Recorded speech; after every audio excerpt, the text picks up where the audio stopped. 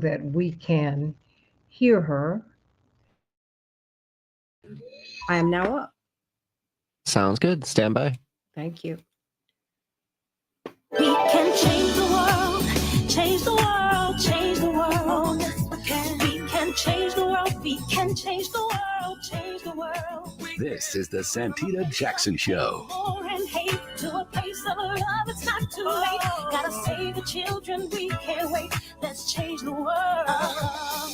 Hey everybody, welcome to the Santita Jackson Show. Getting just a little bit of feedback here, but I'm going to work that out. I am Santita Jackson, coming to you from WCPT 820, the nation's largest progressive talk radio station, live and in person. It is a joy to be with you. I had to take a couple of days for personal care, but I'm glad to be with you today. And on AM 950 radio, the voice of progressive Minnesota, calling out Ilhan Omar. I got to get her on here so I can hear what's going on with her. I just love her to pieces.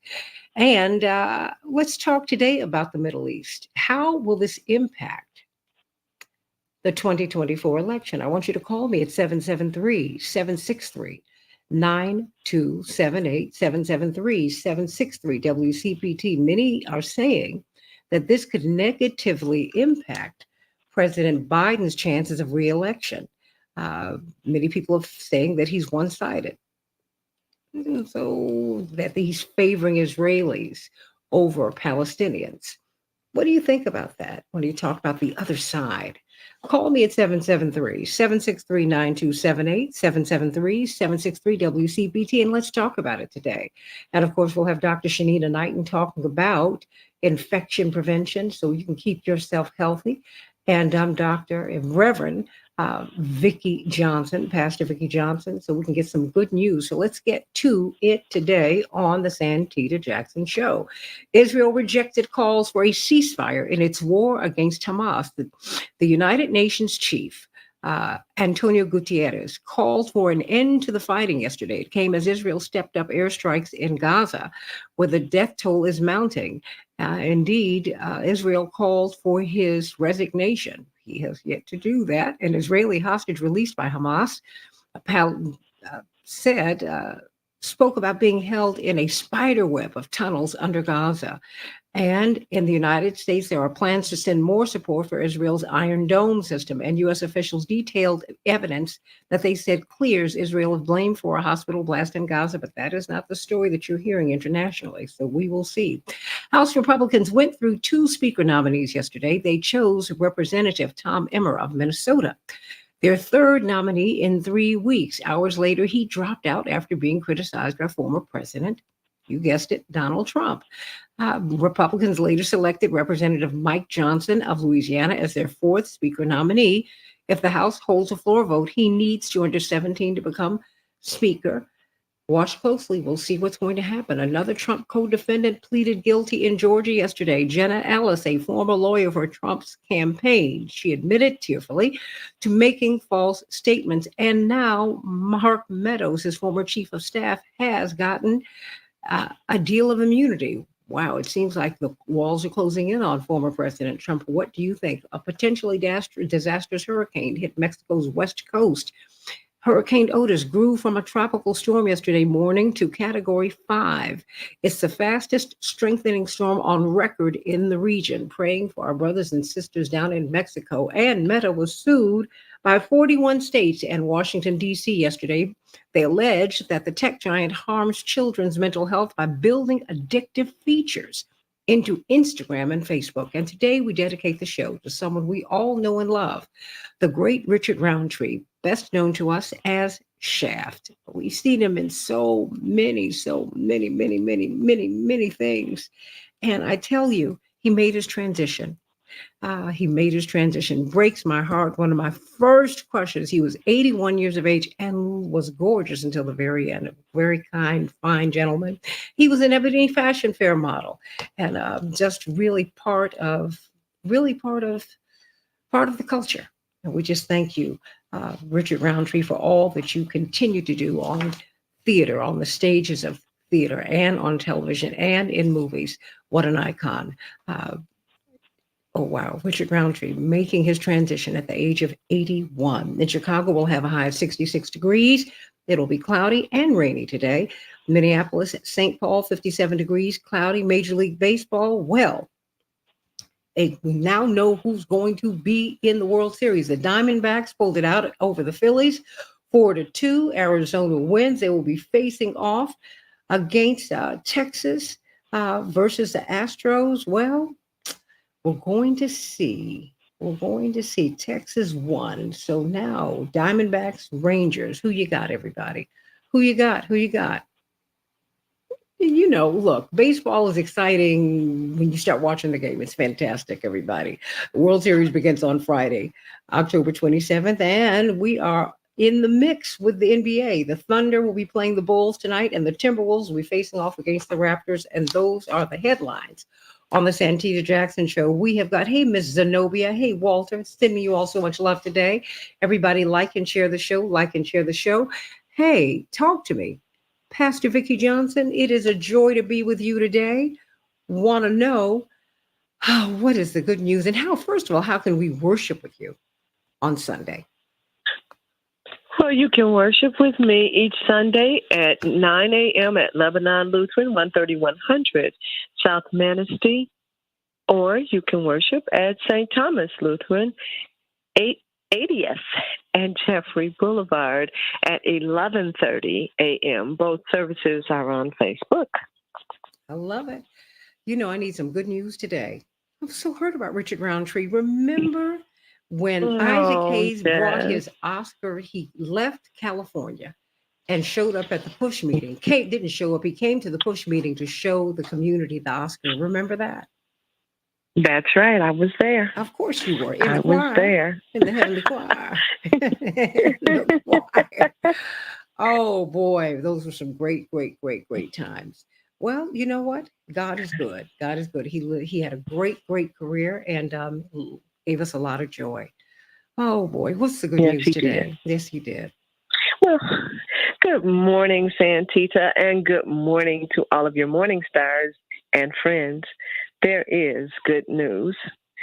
I have seen many documentaries on a variety of people where others tell of their various experiences with the individuals and what they have to say about them. One documentary that focused on the great Quincy Jones, also known as Q, a phenomenal award-winning musician who has produced some of the greatest artists in the world. He has worked with our very own Santita Jackson, and he has even worked with me. I must echo the sentiments of those who have known him down through the years. He is gifted. He is sharp.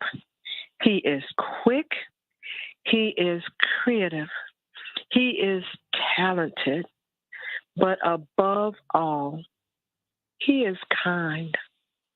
I have never heard anything other than that said of him. He is kind. At funerals and memorial services, all types of nice things are spoken about the decedent.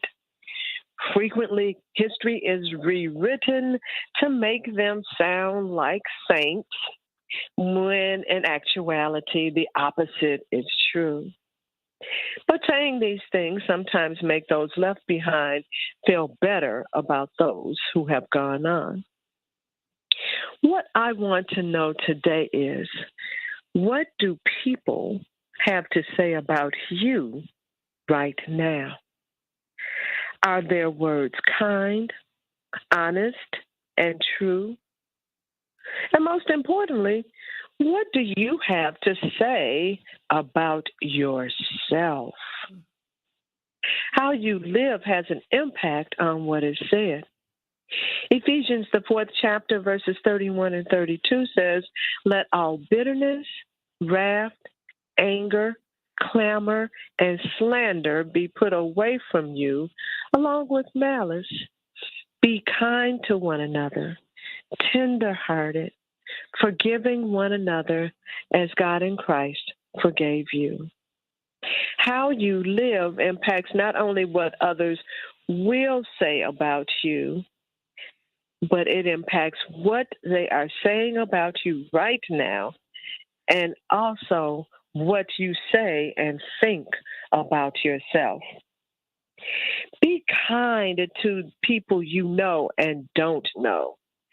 And always remember to be kind to yourself. Hmm.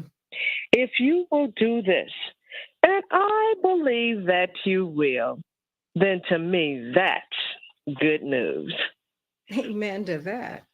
I've been thinking about kindness today. A gentleman helped me out in the airport. I couldn't get my screen to get I guess to get the barcode, and he ended up treating me Hmm. to dinner. 'Cause he said, "Oh, no, let me try and help you to figure this out." And I said, "You're so nice." And I caught myself. He said, "Ma'am, I really want to be kind." I said, "Wow, Hmm. that really is the key." What a jewel. Sending him much love this Yeah. morning. Just an absolute jewel. He just literally came out of heaven from over my shoulder. And he was trying to help me out. And I said, "Oh, I can't figure it And out." that was just the kindness that you've extended to others coming back to you. Well, thank you for that. And I thanked him for that. And I just, gave him a big hug. And he was like, "You don't have to eat with me." I said, "I would like to." He said, "Okay." I mean, really, it was just such a blessing. It was such a blessing. But really, be kind, everybody. Sending you so much love today. Sending you so much love today. Again, how can we worship with you? 9 o'clock on Sundays at Lebanon Lutheran, 13100 South Manistee, and 11:30 at St. Thomas Lutheran, 80th and Jeffrey Boulevard. Both services on Facebook. Well, Pastor Johnson, I do hope that we will see you on Saturday at Rainbow Push from 2 to 7. We're having our costume party.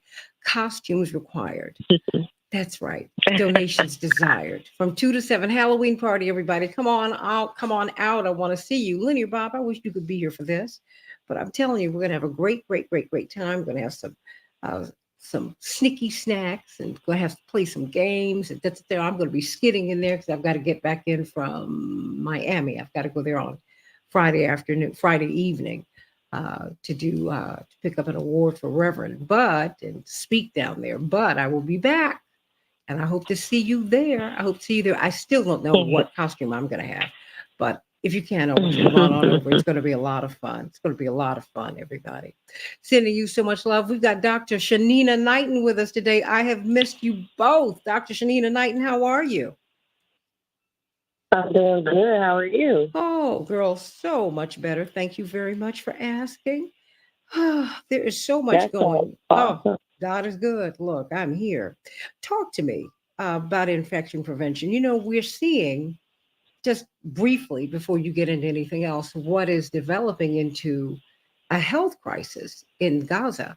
They turned off the water. They've turned off the electricity, and there's no sanitation, and they're not able to flush their toilets. I mean, it really when you hear that they're being denied all of that, that's what's happening. So they're not able to bathe. What happens when you're not able to bathe? It's not that these people are unclean. In fact, these are among the cleanest people in the world. They don't use forks and knives. They eat communally. They fix the food, put it, in these large plates, and they eat together, right? Using their hands. So their hands have to be clean. But they're facing a real crisis over there. What happens when, for example, when you cannot bathe? Yes, Santita. So one of the biggest challenges is, or that it comes down to when you talk about even not being able to bathe, let's talk about the skin for a second. So your skin is like your protective layer of your body. So it stops the harmful things from being able to come in. So things can sit on top of the skin and then it has to absorb, but it's that protective layer. And so when you cannot bathe, think about when you've been inside of, let's say, a dusty warehouse, right? Dust is made up of particles. Those particles could be viral particles, bacterial, it could be fungus, like dust in itself. We minimize, well, what is dust made of? We say that it's dirt, but what is dirt? What is dirt made of? It's not always just the dirt from the ground, but it's an accumulation of just filth, honestly. And so when you think about someone's skin, like let's say that's in an environment that's not clean, they're in an environment that's not, let's say, that doesn't smell good, all of those things tends to get on your skin. And if it gets on your skin, and let's say you have compromised areas, you're now putting yourself at risk for a buildup of pores of those bad materials. Now, I'm bringing up things that get on the skin and why is this important? Many don't think about it, but if you smell it, you can absorb it. If you smell it, you can inhale it. And so with sewage, we'll automatically say like, oh, well, as long as I'm not consuming it, then I'm fine. But if it's in the air and you're inhaling those toxic fumes, it is getting inside of your body. And so for them to not have, let's say, drinkable water, because I think it's something ridiculously high. 96% of the water is undrinkable. Exactly. Yes. And so you think about literally only 4% of water being accessible. That means that almost every single person over there is at risk every single day of bugs that they cannot see and can see that will be floating around in the water. And so that automatically is going to lead to some unfavorable conditions, particularly around like parasites and other things that'll be present within the body that leads to that diarrhea and that vomiting. So then when you have diarrhea and vomiting, that is more fluid that's coming out of your body that is then leading to dehydration. And then if you're dehydrated, you're, of course, not only putting yourself at risk for infection, but that dehydration can lead to other health issues, such as cardiac issues, such as, brain issues, because your body's not getting what it needs to be able to fully function. So it's almost like which comes first, the chicken or the egg, but it's a big problem because if someone's drinking a contaminated water because 96% of it is not reliable, and then you have diarrhea and let's say vomited as a result of drinking that water, which is further dehydrating yourself, that's a no-win situation. So it's like having to put something in your body that you know is poisonous, but can also kill you if you don't get enough of it, or if you're going to bring it back up because you already know and your body knew that it was unsafe. So it's honestly, I can only imagine these individuals having to pray or speak positivity over, the resource of water every day, considering that only 4% of it would be right. And just thinking about the fact that they would hope that they would be that 4% at that moment. So it is truly sad in that regard, because if you cannot drink it, you're not brushing your teeth in it. Mm-hmm. You're also not cooking with it. Like there's a lot of things that we don't consider in terms of like how much we use water and rely on water for almost absolutely everything. Well, it's 2.3 million people in Gaza. Half of these persons are children. They are children, and they urgently need water. There is a study that estimates that only 3 liters per person is currently available. 3 liters of water. That's not a lot of water, Dr. Knight. That's not a lot of water. Absolutely not a lot of water. And households and shelters, according to this report, report rationing water supplies for drinking and cooking and are forced to neglect personal hygiene and sanitation needs. Limiting water for personal hygiene, and as you just said, increases the risks of water-washed disease compounded by one of the most densely populated places on Earth. And there is a blackout, no fuel, no electricity. I cannot even imagine. I cannot either. And I sincerely mean that, like with sympathy, because I could not imagine being in that situation. And, even too, it was like adding, some more fuel to the fire, just to even know that their sewage facility, collapsed. And so even like their little hope of being able to filter out water, not having that access then puts them at further risk. And then on top of that, to be having to deal with wars and everything else. So it's an unfortunate situation when I'm looking at just the human component, not the political component, of just the fact that we send so many resources to other places when it comes to war. Mhm. But when we think about food, shelter, and water as being those are the basic needs of life. The fact that we cannot assure that every individual has those is very disturbing. And the fact is, we refuse that to people. Because the fact is, we could send that to people, and we could push for that humanitarian assistance to get through. They might have 20 trucks getting through. Every day they need more than 500 from the United Nations. So this is awful. This is awful. This is collective punishment, which is a war crime. Denying people their access to water and electricity, that's a war crime. It's shameful. It's shameful. You don't have to put your fingers on the thumbs on the scales for that. It's shameful. And I told you, Palestinian lives matter as much as Israeli lives. Israeli lives matter as much as Palestinian lives. And everybody, please like the show. Since I've been talking about this, my algorithm's all messed up. So it's harder for people to watch the show. Know that. So please pass the show along. Pass it along, because that's what's happening. Because no one wants to talk peace. That's what I want. Don't you? Let's talk about that. But first, let's find out from CK Hoffler about what's happening with President Trump's case. It seems like the walls are closing in. We'll see, because he's still holding tremendous sway over the speaker's race in the U.S. House of Representatives. Back in just a minute on the Santita Jackson Show.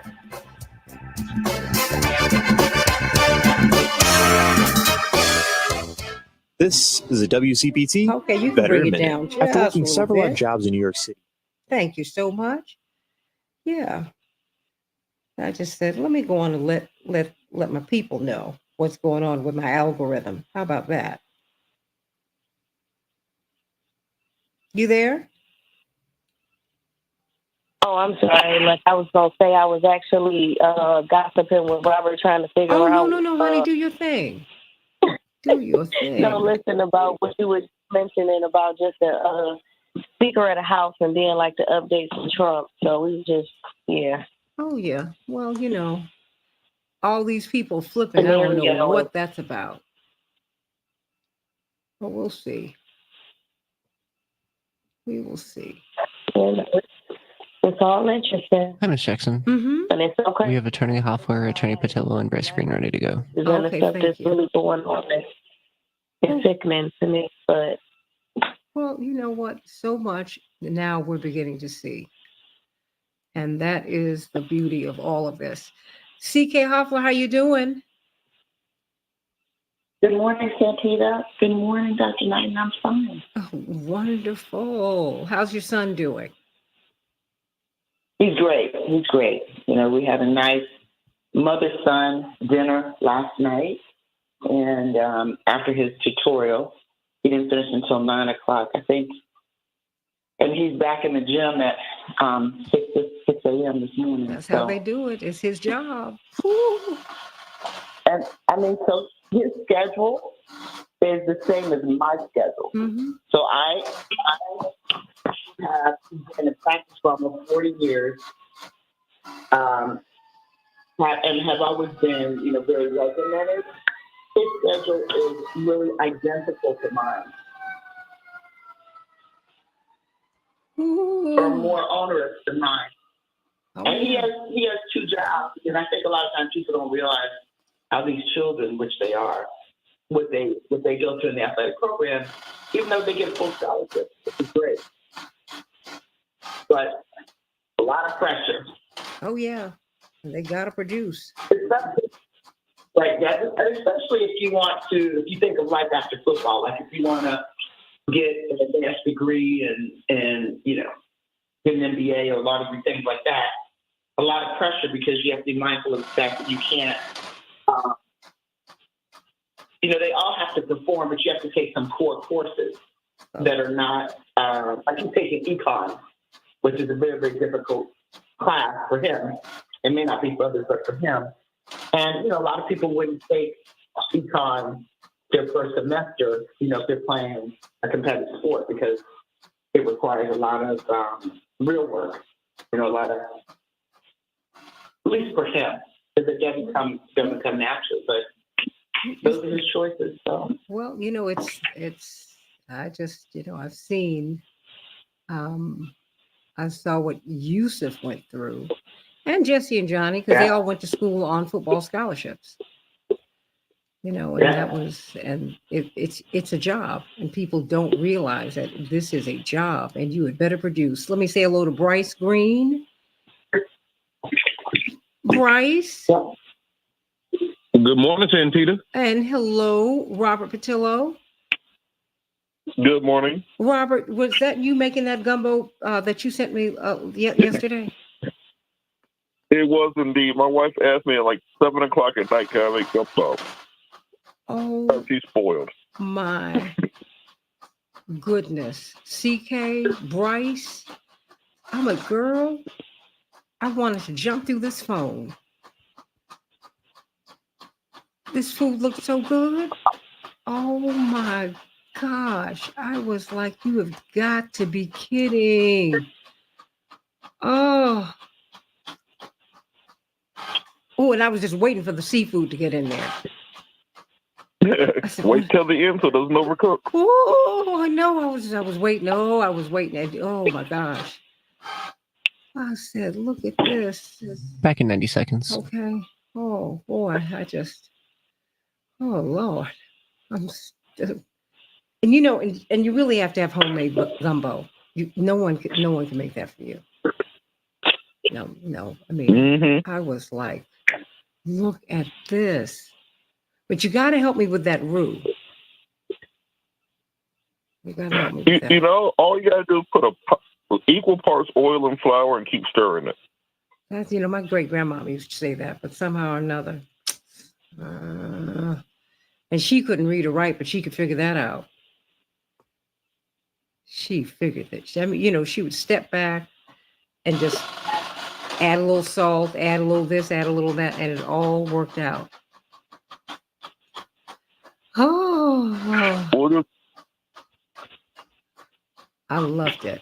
So let me tell you how this is going to go, everybody. What we're going to do first, CK and Robert, you can jump in too, but until 45 after. So I really want you all to look at your watches. 30 seconds. Do an update on Trump. And then we're going to pivot on to what we're looking at in the Middle East. Okay? Sounds good. All right. Thank you. Okay.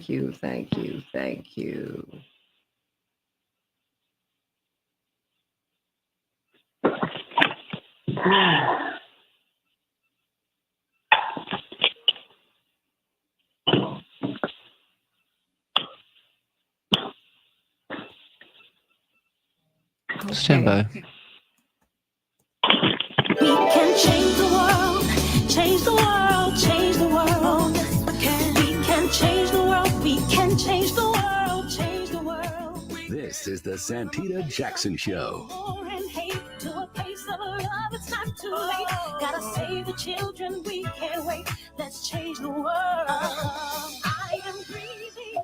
Hey, everybody. Call me at 773-763-9278 at WCPT 820, the nation's largest progressive talk radio station, and AM 950 radio, the voice of progressive Minnesota. I want to hear your thoughts about what's happening in the Middle East. We were just talking with Dr. Shanita Knighton about this, about the implications of not getting water, not having electricity, this collective punishment, which is a war crime that's being inflicted upon not Hamas, but upon the Palestinian people. It really is awful, and they're getting sick. They're not able to have their trash collected. There's sewage that is backing up into the streets. That's what happens. People are not able to bathe. They're restricted to at least 3 liters of water a day, and that's before the water ran out. Think about that. War is awful. War is hell, but this is ridiculous. So I want to hear what your thoughts are, because this is really not going to work. And I wonder how this is going to play in the election, because more and more Americans want to see balanced coverage, and more than that, they want a ceasefire.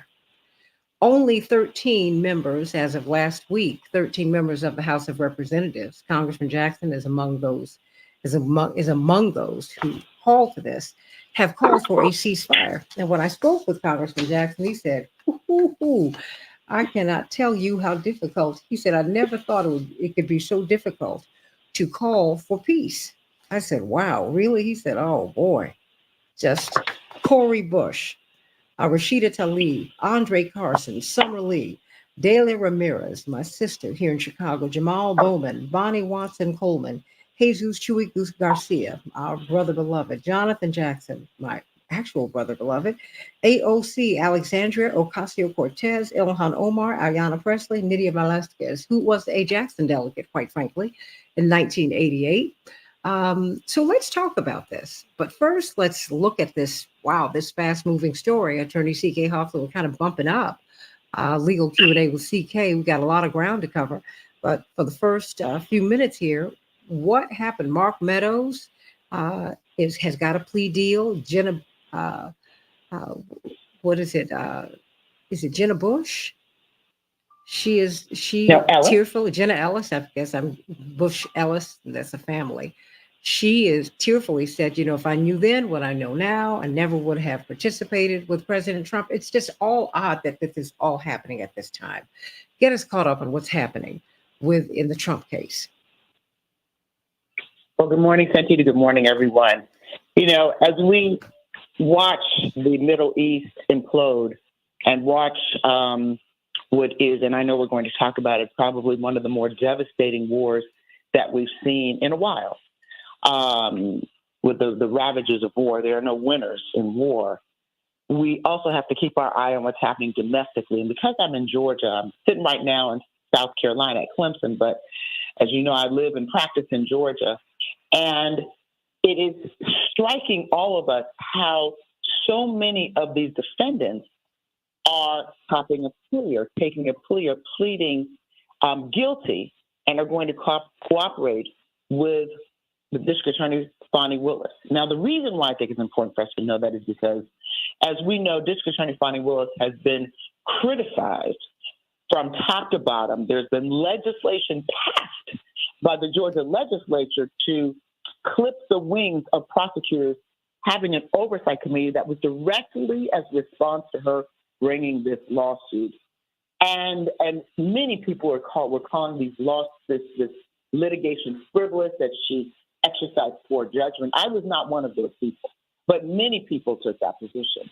The fact that so many important defendants, 3 of them lawyers, and I want to just spend a moment about the significance of that, have pled guilty and are going to cooperate and have what is believed important evidence that will certainly not implicate, but that will do more than implicate the former president of the United States and also Rudy Giuliani, is very significant.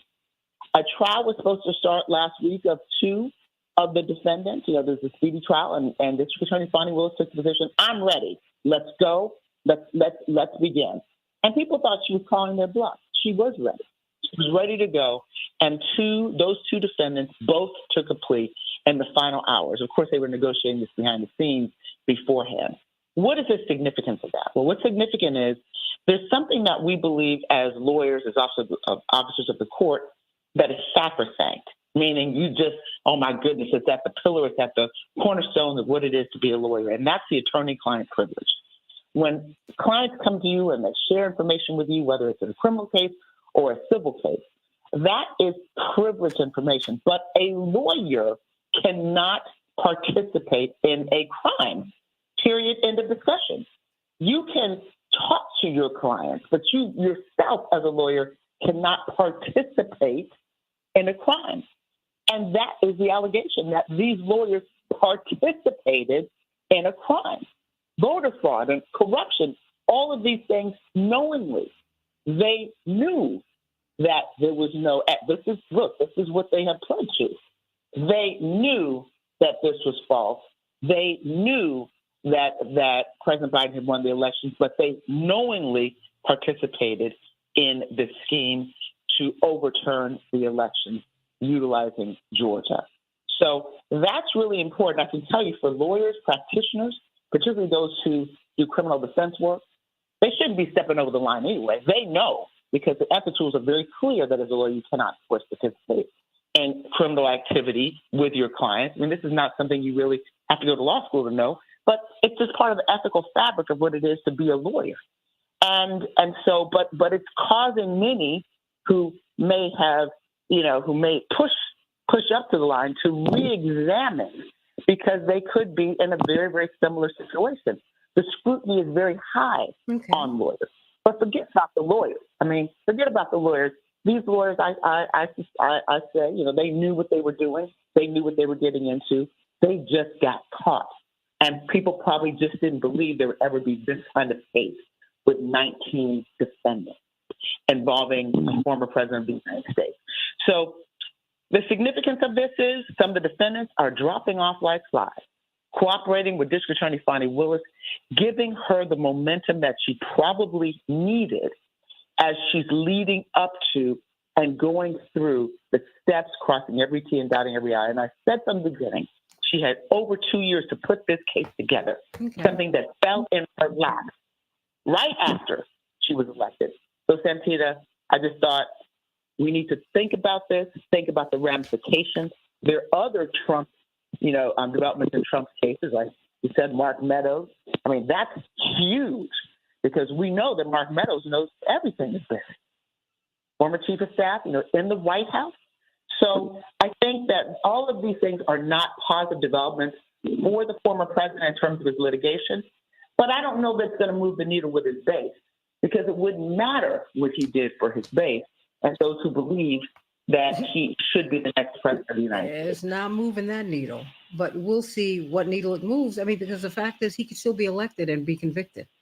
So, and then, the story behind the story, all these people folding at the same time, it just makes you wonder. It makes me go, what is going on here? I don't know.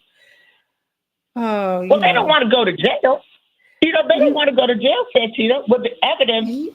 I think probably going to be a conviction. I hear you. I'm just saying that also, remember, J. Edgar Hoover tried to blackmail Dr. King. So that's what I mean about the story behind the story, about his personal life. And so all these things still happen. And so when I'm looking at this, I mean, hey, because, I love Fani Willis, Bison, Power, all of that. I'm just trying to figure out what's really going on here because there's just too much happening all at one time. And coming out of the civil rights movement, given my background, I'm always looking. I'm just always looking at something else, I'm always trying to figure out. I'm just trying to figure out something else. But, very quickly, Robert Patillo, you want to weigh in very quickly so we can pivot? Well, sir, I think that what we're seeing is this generally happens in these large RICO cases where the whole thing about it is an inverted pyramid, the scheme. So you have the person at the top. The lower you are down, the more generous offer you're going to get earlier on. And a big part of that is just the reason you're starting to see many of these plea deals go through is that once these Sidney Powell pled, once Ken Chesbrough pled, many people are starting to realize, these good offers are starting to dry up. And I have to get my lot in because the longer that I wait, some of these misdemeanor pleas without jail time, pay a fine and do community service, those might be off the board the further down the line that I go on these cases. And so someone like Jenna Ellis, who's not a millionaire or a billionaire like Donald Trump, who had a GoFundMe up to get her to pay for her legal fees, etc. It was very important for her to try to get a plea deal in this early. And I think we're going to start seeing many of the people at the bottom of that pyramid start taking taking these plea deals because the longer they wait, the more difficult it becomes. And then just the finances of our current legal system are fully on display that whether you're guilty or innocent, if you don't have $500,000 sitting around to be part of a complex RICO litigation, it's going to be very difficult for you not to take a plea deal. And that's something, along with the trial penalty, that needs to be reformed on the state and federal level. Everybody, you can call us about that and let us know what you think, because I think it's just going to get more and more interesting as time goes on. Call us at 773-763-9278. We're going to spend more time on that, CK, because I just think there's a whole lot there, and we're going to see a lot really come through. So everybody, I want you to call me at 773-763-9278, 773-763-WCPT. And let's talk about the election and the Middle East. I want to know what your thoughts are.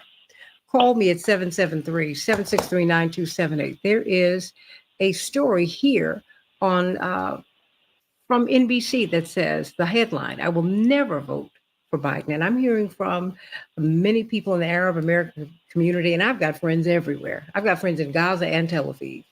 Okay.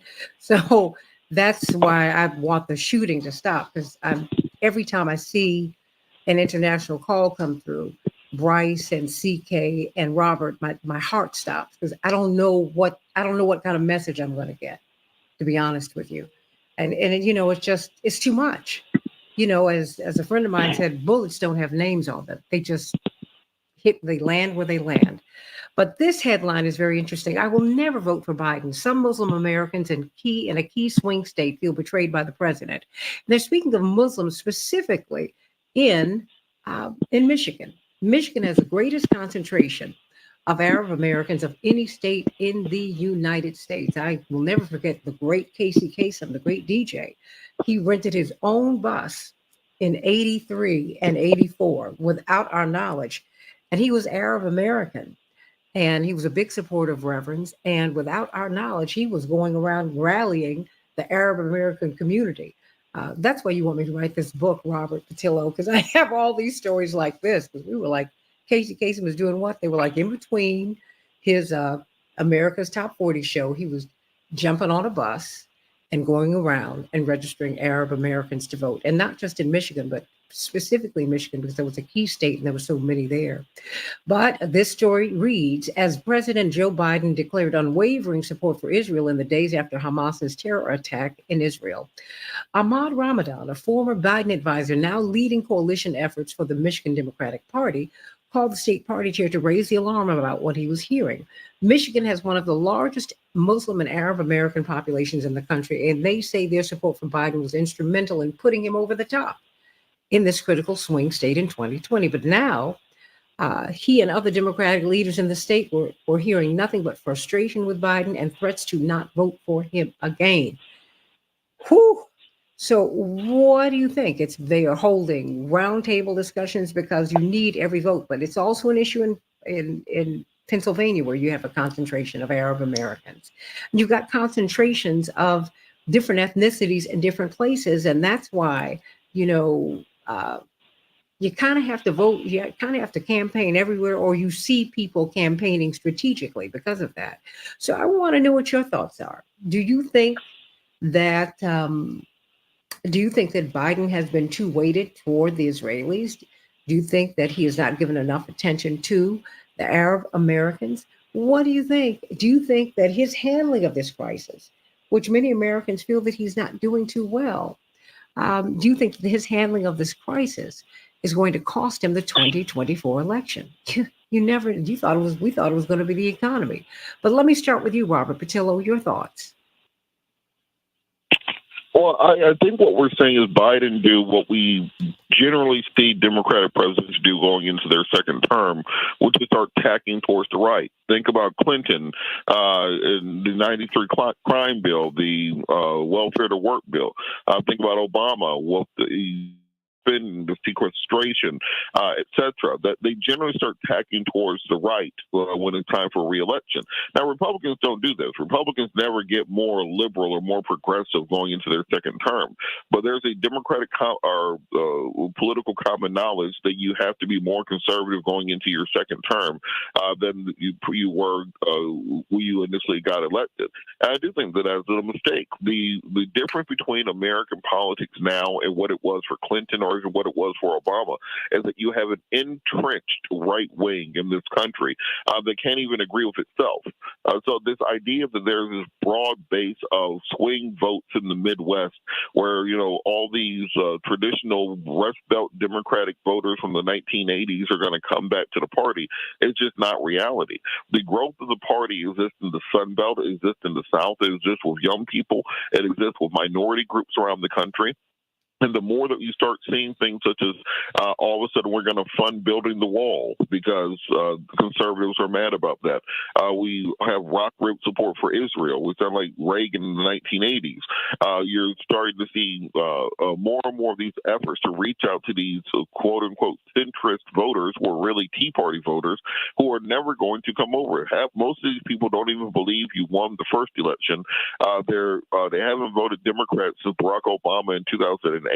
They're not coming back to the party. And while you alienate your base of Muslim voters, of black voters, of Latino voters, of young voters, you're still going to expect them to turn out in record numbers to save you in a place like Georgia or Arizona where you barely won in the last election. So I think that is a old school political philosophy that we've seen play out. I've seen it play out my entire life, but it just is not effective anymore in modern politics. Bryce Green, your thoughts? Well, if I were a Muslim American, an Arab American with family in historic Palestine, I wouldn't want to vote for Biden either. Joe Biden is absolutely, and let's not mince words, he is enabling and promoting a genocide in Palestine. And, this people use hyperbolic language. People throw around words all the time.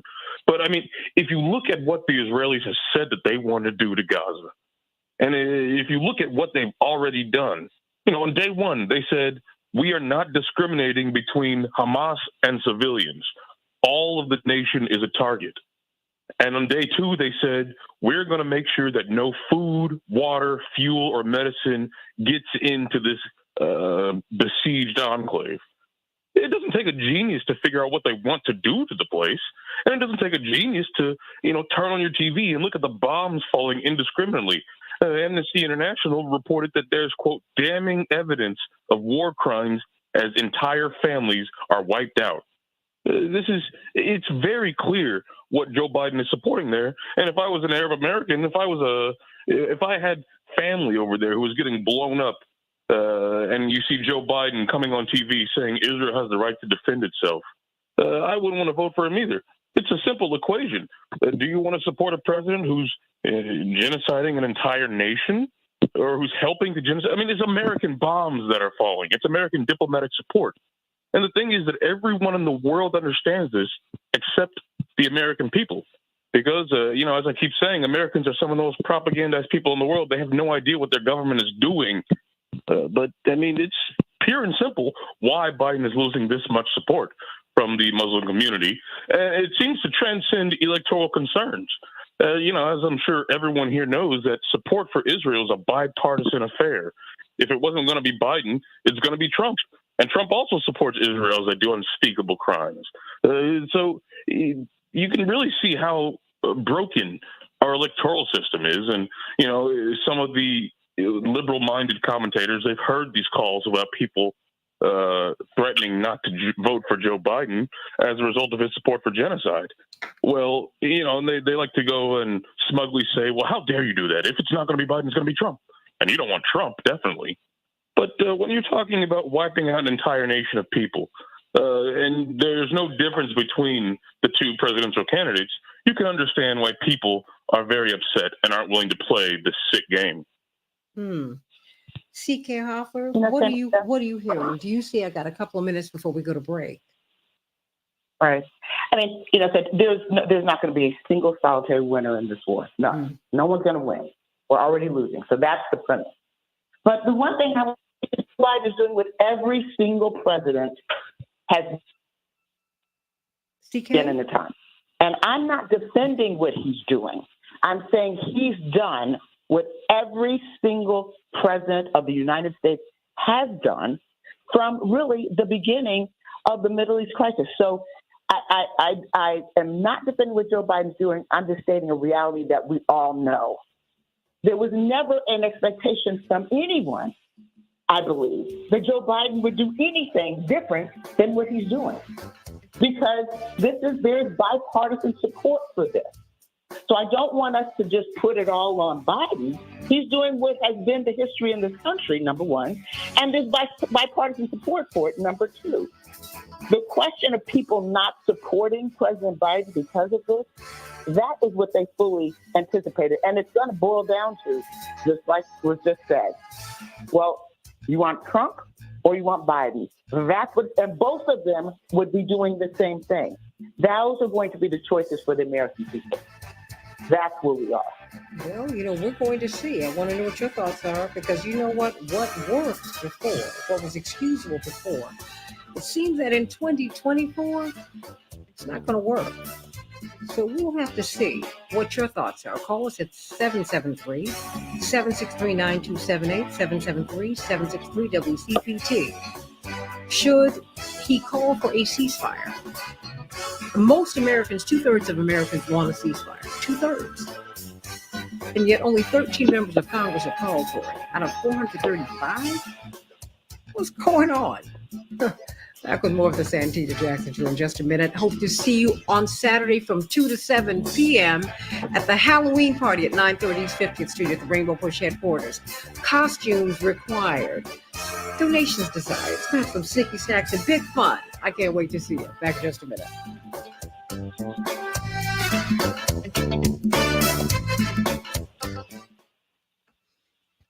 You all can keep talking during the break. Man, I just want to push back against the idea that, this is a war and, both sides are going to lose. I mean, look at what's going on. Look at the death count.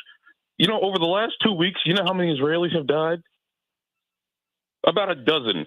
Over the last 2 weeks, how many Palestinians have died? About 3,000 or 4,000. 40% of the residential buildings in Gaza are being destroyed, are being razed. Nothing like that is happening in Israel. And so to even call this a ceasefire, it's not a war. Hamas cannot fight Israel. They are not doing any damage to Israel. The Gaza Strip is just being attacked. It's a massacre. And we euphemize it by saying it's a ceasefire, but it's really just Biden telling Israel to stop, which we know he could do at any second. And to say that, we can't put it all on Biden, no, it is personally on him. That's just a fact. You can say, we didn't expect him to do anything different. But okay, well, are you going to tell people that, your president can help wipe out a whole nation of people, can help starve, kill, bomb, maim, destroy a whole nation of people, and you have to... Hi, Ms. Jackson. That's just America. You have attorney on now. Well, people... Attorney Fancher. Dr. Gibbs ready to go. If you're referring to my comments, you completely misapprehended and misunderstood them. And number one. Mr. Fancher. Okay, well, maybe I did. Yeah, he's here. No. I'm not letting anybody define what I said. You got to listen to my context, which is nobody wins the divorce. It is a fact that this president has done what every single president has done. Fact. It is a fact that there's bipartisan support. We may not like it, but these are facts that we don't need to be cute about. It is a fact that what he is doing and has authorized is being widely supported from a government standpoint. Democrats and Republicans. Those are facts. There are no winners in this. A fact. No one is saying, certainly not me, that it's okay and that we should expect that and we should support that. Do not misconstrue, misinterpret what I said. And that is what you've done. And that is not acceptable to me. So, I apologize. When I said... Beyond a trial lawyer, wait a minute, I'm finished. Beyond being a trial lawyer, I'm someone who says exactly what I mean, and I mean exactly what I said. And what you interpreted is exactly incorrect. So I don't want that to go in, I don't want for a second, a nanosecond, for what you inferred what I mean to go on, because you absolutely have misapprehended what I'm saying. I say that most respectfully. Well, And I think I would say this, but I say this to anyone. you're right, and I think misinterprets what I it's said. exception taken. What we've got to look at, though, is that although this has been the posture of American presidents, something has shifted in the atmosphere. When Reverend ran for president, no, when my parents went to the Middle East in '79, they lost a lot of Jewish support, and we had to endure a lot of harassment. What you're seeing the Harvard students and the NYU student go through is what I shared with you happened to me in my Harvard interview. And maybe because we have such a strong base of Black support, we were able to survive the onslaught, but not without Rabbi Meir Kahana and people like that literally coming after Reverend, literally trying to kill him, because he was calling for a two-state solution in a time when you had a no-talk policy. Something has shifted in the zeitgeist. Something has shifted.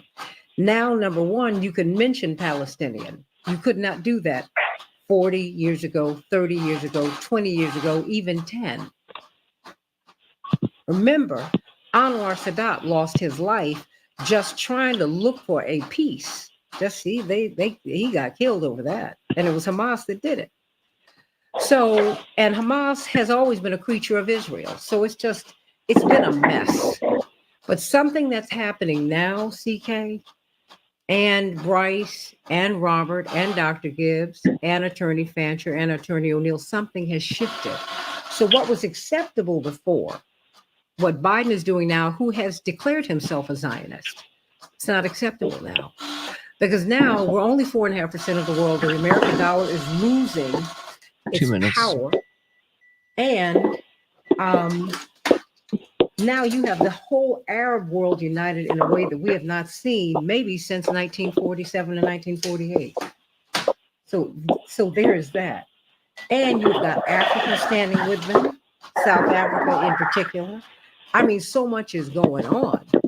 I mean, I'm feeling you, CK, but because he's doing what American presidents have done, but what American presidents have done, I don't think is going to work going forward, because these younger kids have that's another a different view. issue. No. I think, but I'm just saying, I'm trying to move. Issue. No, you're right. I'm just trying to move it down the line, because, we don't want to misquote. Right. And you had every right to say, wait a minute, I don't want to be misunderstood here.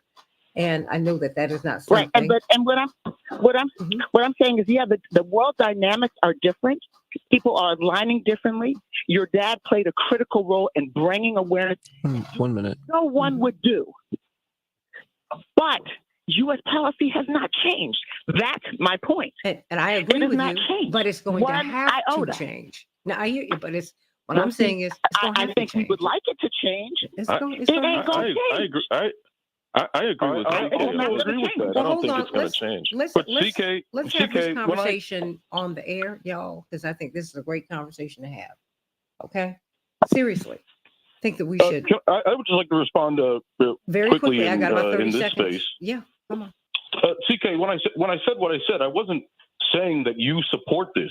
I'm saying that when you suggest that our response to people saying that they're not going to vote for Biden should be just to realize that this is a bipartisan affair and that it wouldn't be any different. But you're wrong there. Well, you're wrong there. That's what you said. That's not what I'm saying either. That is what you said. Well, that is exactly what you said. But then clarify, okay? Because I don't want you to be misinterpreted either, CK. Because if that's what he heard, I did clarify. No, I want you to clarify it on the air.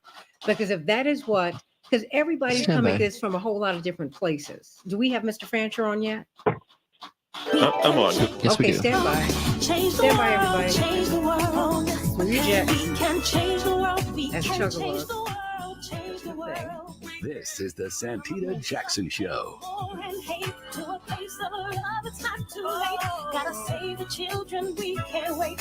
Let's change the world. I am ready. Boy, oh boy. If you miss a little on the Santita Jackson Show, you miss a whole lot. Call me at 773-763-9278. I believe we're up on Facebook now. So everybody, let's and on YouTube on the Santita WCPT weigh in on this Palestinian Israeli crisis and how President Biden is handling it. Some people are saying that this can cost him the election. What do you think? Call us at 773-763-9278. Some people are saying that he is too aligned with Israel. And Arab Americans are quite upset. They're saying, look, we played a key role for you in Pennsylvania and especially in Michigan, these swing states. You were not going to be able to, you're not going to be able to count on us in 2024. Some people have already declared that they are not going to vote for him.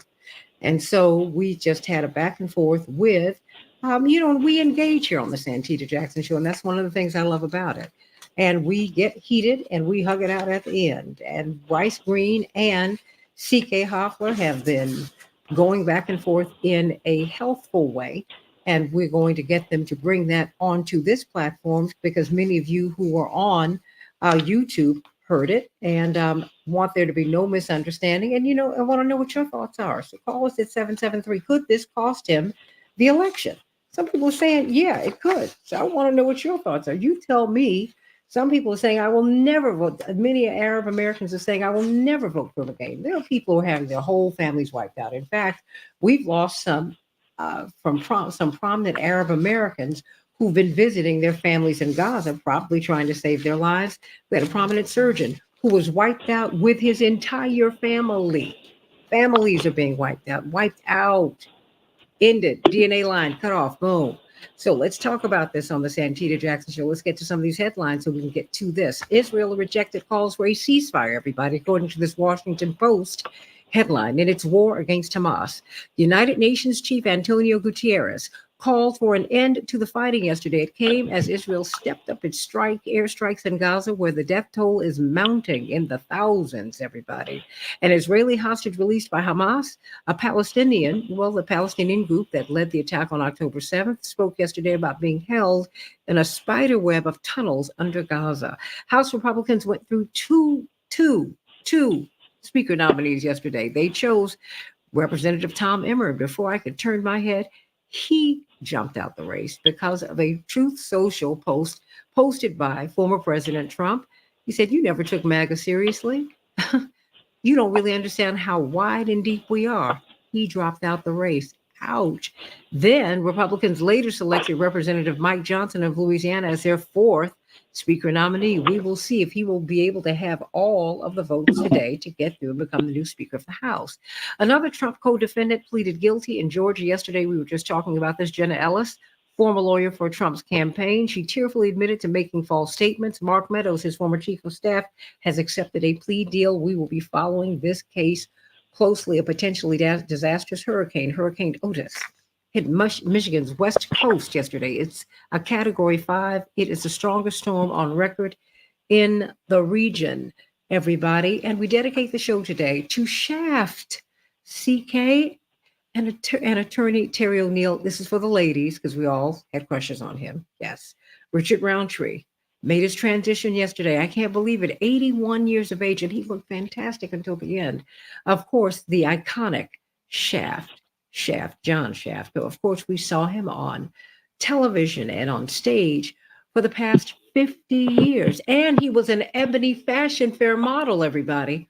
Oh, yes, he was. Oh, yes, he was. And we just thank God for all of the work and all of the joy that he gave us. He had been struggling with with pancreatic cancer for a brief while, but we just thank him. We thank him for all that he has done. The Arizona Diamondbacks will face the Texas Rangers in the World Series, everybody. And in Chicago, we're going to have a high of 66 degrees today, cloudy and rainy. It is already cloudy and it already looks rainy.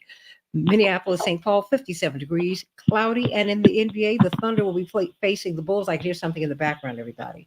And the Timberwolves will be facing off against the Raptors.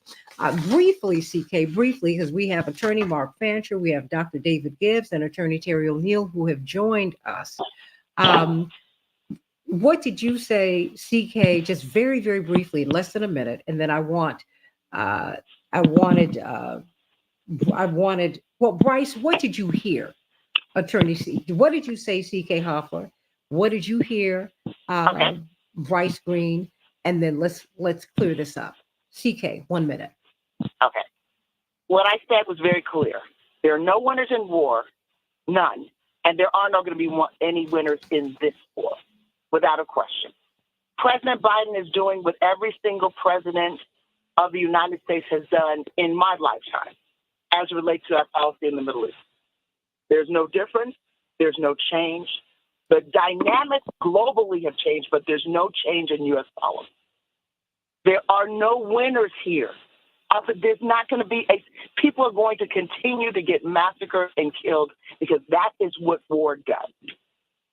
So that is what I said. That is what I meant. I think I was very, very clear. I'm not saying that the Palestinians were wrong. I'm saying that we know what's happening and we know that Gaza is being bombed. It's going to be annihilated. That has been a continuation of U.S. policy because we are in a war.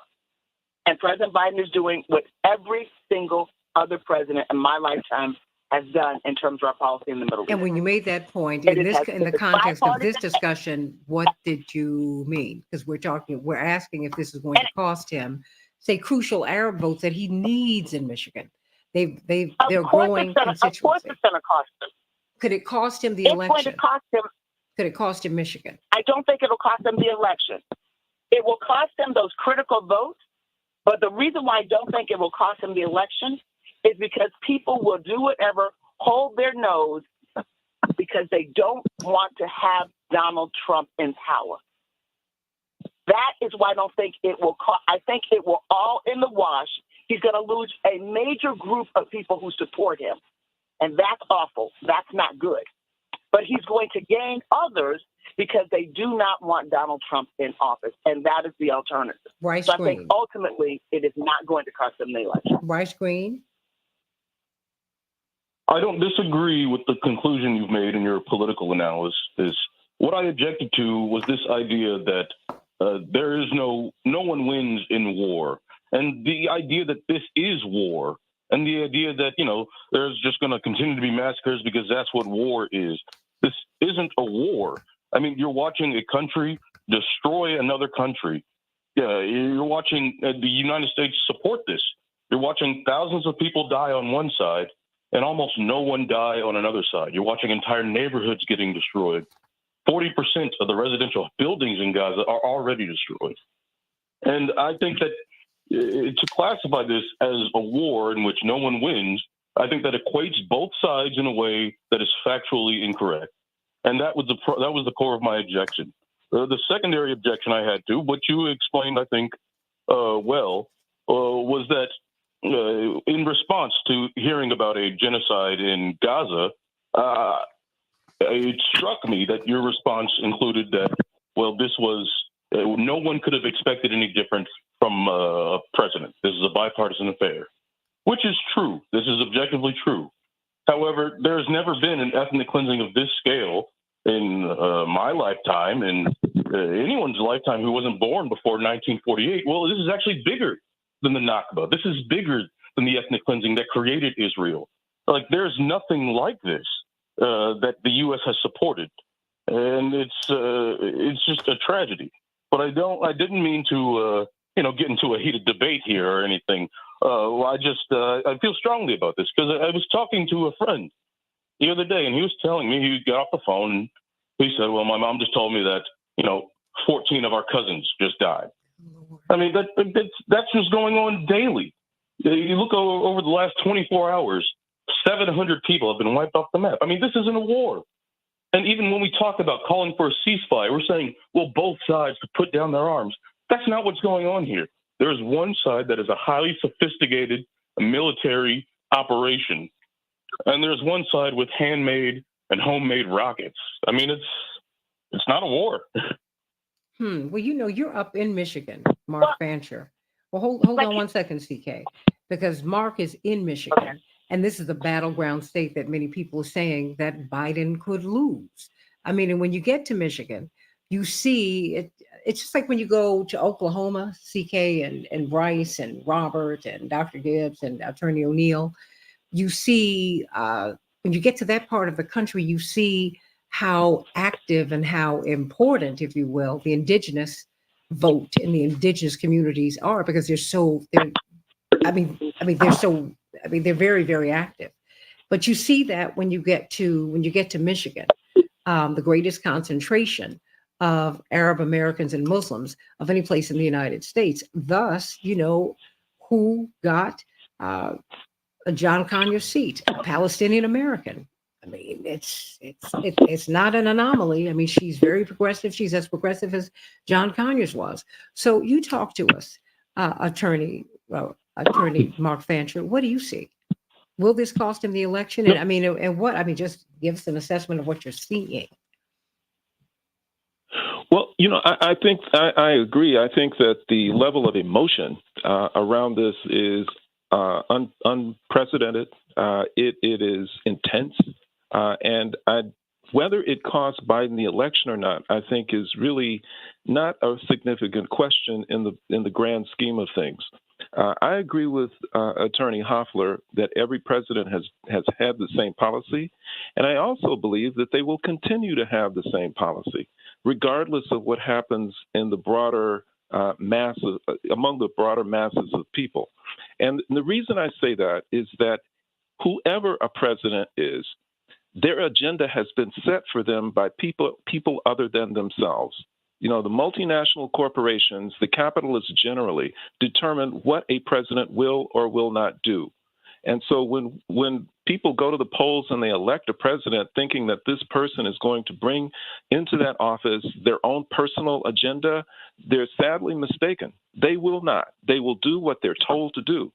And right now, what we see is that with the discovery of oil resources in Gaza, the corporate world is determined to pursue the policy that is being pursued right now, and that is to clean out that area and make way for the exploitation of those resources. And so to the extent that there is violence there, to the extent that there is genocide there, that will continue no matter who the president is, because that's the corporate agenda. Now, what does happen historically is that people wake up. And there are certain points, inflection points in history that change the course of policy and change the course of events and change the method, but the objectives don't change. One example is the Vietnam War. Before the Vietnam War, any time that the United States was concerned about any situation in the world, no matter what it might be, then there was a ready willingness by the masses of people in this country to allow the U.S. military to go anywhere in the world, to invade, to attack, to wage war, to do whatever they wanted to do. Nobody really cared because all of that was wrapped up in the red, white, and blue. This was patriotic. This was defense of national interest, and everybody supported it. But with Vietnam, when people began to see the images, the horrible images of the violence that was taking place in Southeast Asia because of the United States, then people drew a line. They said that no more will this type of violence happen with our engagement, with our involvement. We will not, even if they didn't oppose what was happening to the people in Vietnam, they opposed the idea that their sons and daughters were losing their lives in the interest of capital. And so they drew a line and they said, we will no longer do that. Even though the U.S., after that point, really had to become more restrained in its use of military forces around the world, and it has had to be very careful about when and how it uses them, it did not change its objective. The imperialist objective continued. And what they did is they began to use proxy forces to carry out the missions that normally would have been carried out by the U.S. military. So in Nicaragua, when they wanted to destabilize the Sandinista regime, they used local indigenous counter-revolutionaries to do their will under the direction of the CIA. In Africa right now, they know that they can't send military troops into Africa to do anything because there would be hell to pay if they did that. So what they do is they use U.S. Africa Command military advisors who go throughout Africa directing Africa's armies to carry out the missions that U.S. corporations need to have carried out. And so if there is, exactly, and if there is a change in what happens in Palestine because the U.S. is waking up. You know, even on CNN last night, I saw footage of babies being pulled, Palestinian babies being pulled from rubble. People can't go unaffected by that. If there is a change in the popular sentiment about this situation, then if necessary, then they will change the method. The U.S. will not use the same method, but they will pursue the same objective, which is to get control of those oil resources by any means necessary. Dr. David Gibbs? Well, the people are very much affected by, understandably affected by the attacks of October 7th and the sort of, horrific scenes we saw of civilians being killed. And, any reasonable person would severely condemn those attacks. But I think that there's an extraordinary disregard of the much larger Palestinian suffering that preceded these attacks, and that has, gained much greater momentum now that the Israelis are at war with Gaza. And, Bryce Green is quite right in noting that it's hardly a fair fight here. We have one army, if you even want to call them an army, using, kind of primitive weapons matched against a highly advanced, sophisticated military apparatus in the form of the Israel Defense Forces. And it's the people of Gaza, the civilians, the 2.3 million people who live there, who are paying the price. And it really is disturbing that the United States is making all of this possible and backing Israel almost completely. I mean, there are a few qualifications here and there, but on the whole, the United States, critically, the United States is not supporting a ceasefire. The United States is against any kind of ceasefire. And that means massive loss of life for the civilian population of Gaza. And that's really morally unacceptable that the United States should be doing this. And the level of the U.S. support, to my knowledge, is historically unprecedented. In the past, for example, in the 1973 war, the United States did bail Israel out with arms shipments. You had nothing like the display of force the U.S. is showing now, with 2 aircraft carrier task forces being brought into the Eastern Mediterranean in support of Israel. The degree of support is unprecedented. And, there's a moral question, but there's also a practical question. Should U.S. taxpayers be supporting these kinds of endeavors? We just had a $105 billion aid package for combining both aid for Israel and Ukraine. The question again is, could we do something better with that $105 billion? Could we be doing something better with the $3.8 billion we've been providing annually to Israel for years now?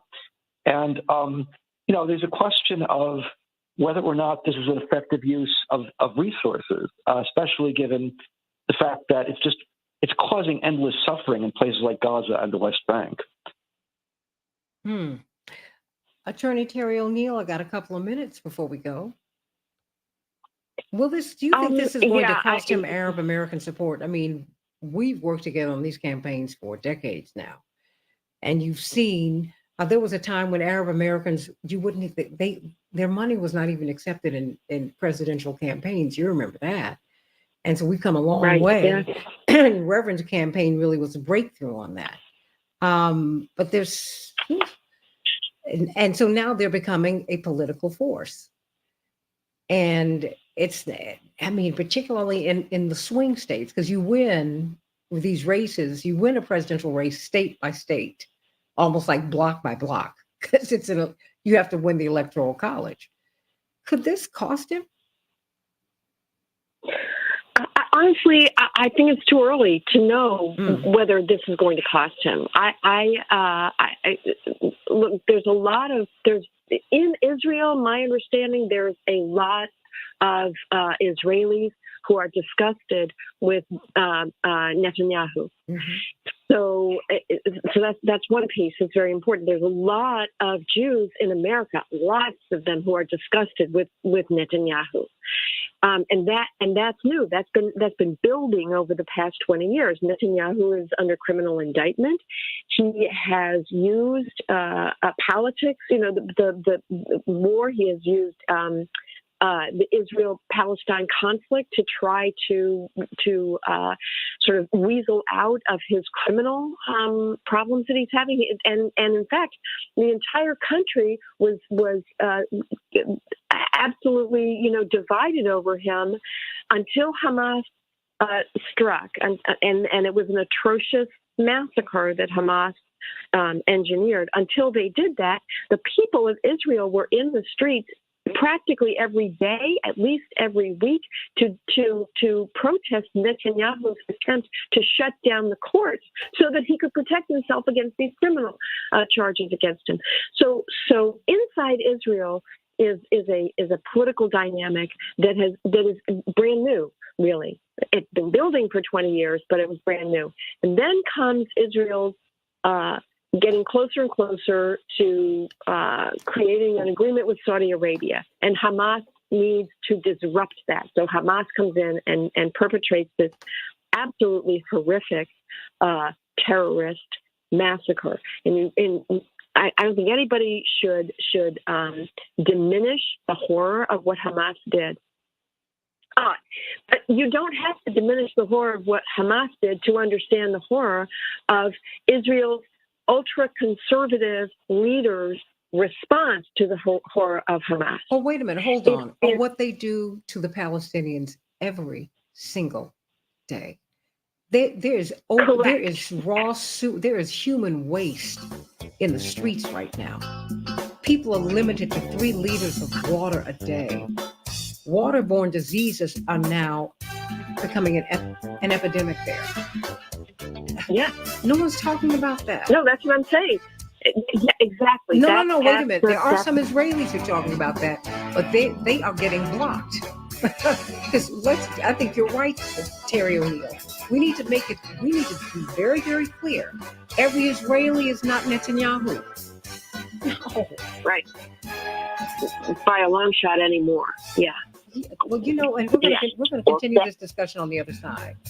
But you just stay on YouTube, on the Santita Jackson Show YouTube channel, because boy, we've been slugging it out today. Everybody's very emotional about this. And I understand why. A lot of lies. A lot of lies. You're right, Nicole. There are no winners, but we can win if we give peace a chance. That's all I'm saying. Thank you, John Lennon. Back in just a minute.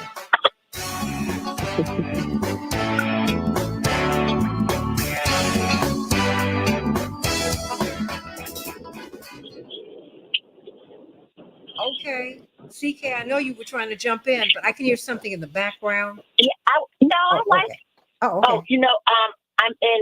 I'm driving, because Ron, if you want me to, I can stop. No, I can pull over. you don't have to do that. We're on YouTube right now and Facebook.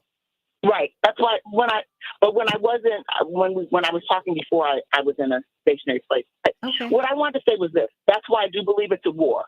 Now, in my lifetime, I've seen what I would call genocide in South Africa, genocide in Rwanda, genocide in many, many, many countries. And the U.S. did not take a constructive position as it related to the people that I may have supported, your dad supported, many people supported in those countries. So let's just really be clear on that. This isn't the first time the U.S. has played a destructive role. Reagan's constructive engagement was very destructive, in my humble impression, as related to South Africa. But I digress. I believe this is a war, simply because in war, one party has all the power and is crushing the other. It's still a war. I think it is dangerous for us to see it as anything other than a war. Why?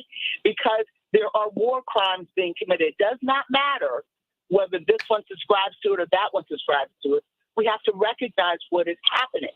No one wants to see children being killed, women and children. It doesn't matter. I mean, we're going to have a complete massacre of an entire community, but they're not going to get rid of the conflict by killing. It will merely exacerbate it as we move closer into a world war. No one is going to win in this. Except the munitions industry. They're the ones who are winning. I mean, because for America not to call for a ceasefire. No, but I mean, I think this is horrific, and we need to get down to the brass tacks of it. You've got to look at the fact that there's this massive a gas reserve off the coast of Gaza. These people are trying to wipe them out of there so they can take it over. Netanyahu just presented a map of the new Middle East without Palestine on it. I mean, what? No one's even talking about that. So what you get on CNN, MSNBC, ABC, NBC, CBS is no context. That is dangerous. That's dangerous. And these people, and they are genociding out the Palestinian people. These people have been referred to as human animals, and the IDF has said that we want to erase them.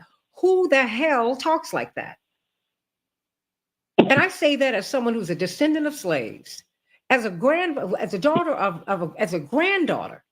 of two grandfathers who fought in the Second World War. One of whom was on the ground. One was in the Navy. My father's father was an army man who told me about going into Dachau and Buchenwald 60 seconds. and how black soldiers were sent there because the Jewish survivors would know that they were not they would know they were not Nazis, but they were getting blown up because those places were laden with landmines. And then I got to come to this. And our foreparents, CK, were fighting on two fronts. Remember, double victory, victory at home, victory abroad. I'm getting lynched over here, but I'm gonna stop. Girl, please. I'm furious. Well, Santita, of course. But I have three fathers. You know, I'm from a blended family, so I ain't got one or two. I got three. Well, this is my second granddaddy whose name I carry. So I'm with you. Right. So I get every last one of my fathers served in the U.S. military, not grandfathers, fathers served in the U.S. military. Two of them abroad. One of them as a surgeon, and the other two in infantry and military and all that kind of stuff. So my point is that it's a war. My point is 15 seconds. I don't think that it's going to cause Biden be elected. My point is that we as Americans we'll make that point when we get on the air. Hold on. That's going to be hold on, CK. This is the Santita Jackson Show. Make that point on there, and then I'm going to pivot to Mark and everybody else.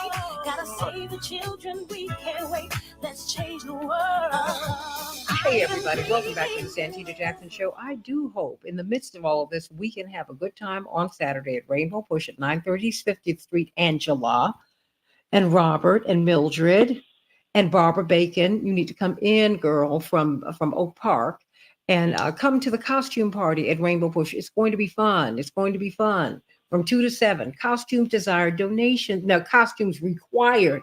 Donations desired. You know, we're going to have some sneaky snacks and stuff. But if you don't have any money, it's okay because it's tight for a whole lot of people. But we want you to have a good time. We're going to do the electric slide, do the thriller dance, all of that. It's going to be fun. It's going to be fun. I want to see you from 2 to 7 at 930 50th Street this Saturday, October 28th from 2 to 7 p.m.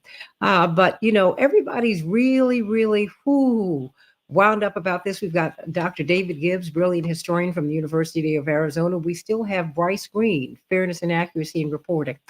We've got Mark Fancher, attorney Mark Fancher from Michigan, who's got to pivot back to you, Mark, so you can tell us what you're thinking. Of course, a veteran of these presidential campaigns, a former national president of the National Organization of Women, Attorney Terry O'Neill. We haven't heard from Attorney Robert Patillo in a while. Attorney C.K. Hoffley, you were making a point before we get to the rest of the panel? Yes, the only point I was making was we know, as Americans, we know what's happening. We're seeing what's happening. We know that there's a whole community of people, human beings, who are being wiped out, are going to be wiped out because they are in war. We are in war. The United States is in two wars.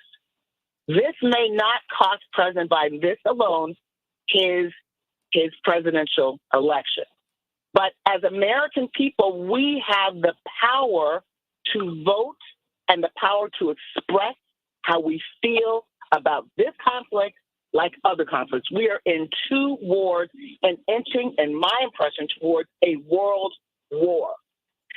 Countries in this world are not going to stand by if an entire community, an entire people in that region, if Gaza is wiped out, the world, there are countries that are not going to stand by and allow that to happen. They've already announced it. And so people are taking sides. We're in the precursor of a world war. As U.S. citizens, we have the ability through our voice to let the administration, let members of Congress, because this has bipartisan support, know how we feel about that. Because our men and women are already stationed. They have already been deployed. Let's not be cute about this. They have already been deployed. We are positioning. And if you all are okay with the war, well, I'm not. But if you are okay, then okay, just sit and look and watch TV. But if you're not, do what we are trained to do in this country on the shoulders of Reverend Jackson and speak truth to power and speak your mind. Wait a minute. And on the Vote. shoulders of Muhammad Let it be understood. Ali. And I think people are doing that. And Muhammad Ali, I keep getting on my feed, maybe it's the algorithm, and my algorithm's messed up everybody, so they're trying to depress the number of people who watch the show. So please like and share the show, everybody. Like and share the show. And, you can object. You can object, you can object, you can object, you can object, you can object, and say, I will not do this. I will not do this. This is our money. And we're supposed to be free agents here. This and it's not un-American. First of all, it is most American to dissent. That's what Teddy Roosevelt said, and he served. Absolutely. It is most American to do that. Now they make you pay, but it's most American to do that. CK, let's hear from everybody else. Robert Patillo, we haven't heard from you in a minute before we hear from you, Mark, who's up in Michigan with this thriving Arab American community. Robert Patillo, your thoughts. You've heard a lot of the emotion here. Well, I think the one thing we have to understand is the power that social media holds. And that's the biggest difference in this conflict versus previous conflicts, because traditionally we've only gotten the Israeli side of the story as articulated to us through mass media. And this is why we've had this positioning. I'm often on TV in the Middle East and in the Arab world, and I was struck by an interview that someone had with a young Palestinian boy who was 5 years old, whose father had just been killed in an airstrike last week. And the young boy, more articulate than many of us grown people, said, my father was killed by the Israelis last week. My grandfather was killed by the Israelis during the conflict in 2005. My great-grandfather was killed by the Israelis during the conflict in 1987. And I asked the question, for that 5-year-old boy, what exactly do they expect him to do in 20 years? Do they think he's just going to grow up to be a cab driver? Is he just going to grow up and be a baker? Or is he going to join the fight against the people who have killed 4 generations of his family? And this is the problem with war. This is the problem with the Israeli policy towards Palestine, which is that it creates a cyclical conflict.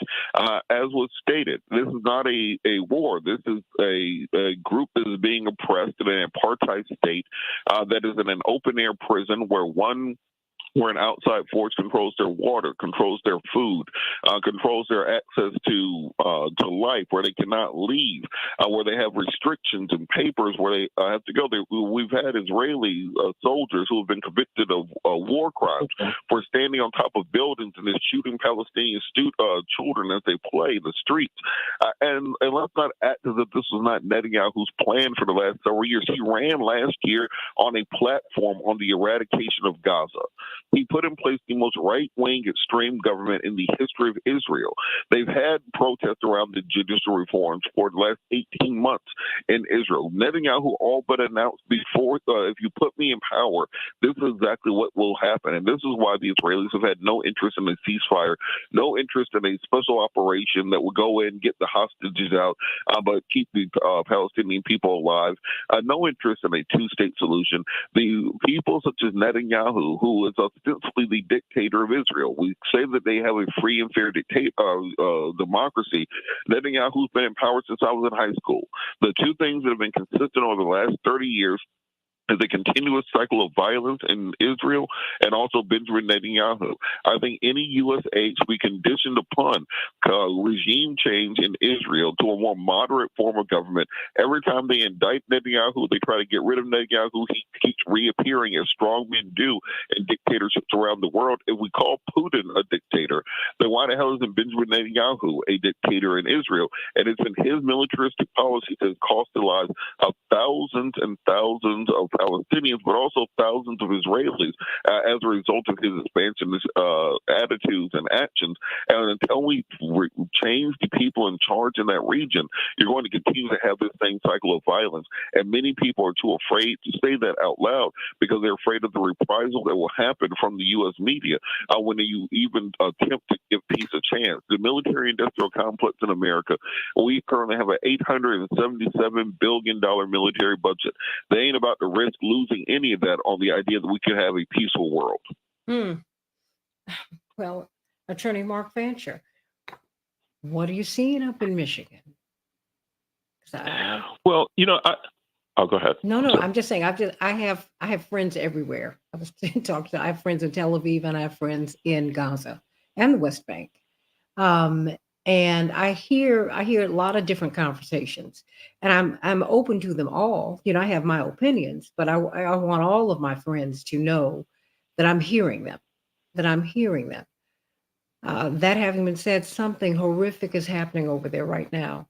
I mean, when you hear how Gazans are living from day to day, it's not just heartbreaking. It's criminal. It really is.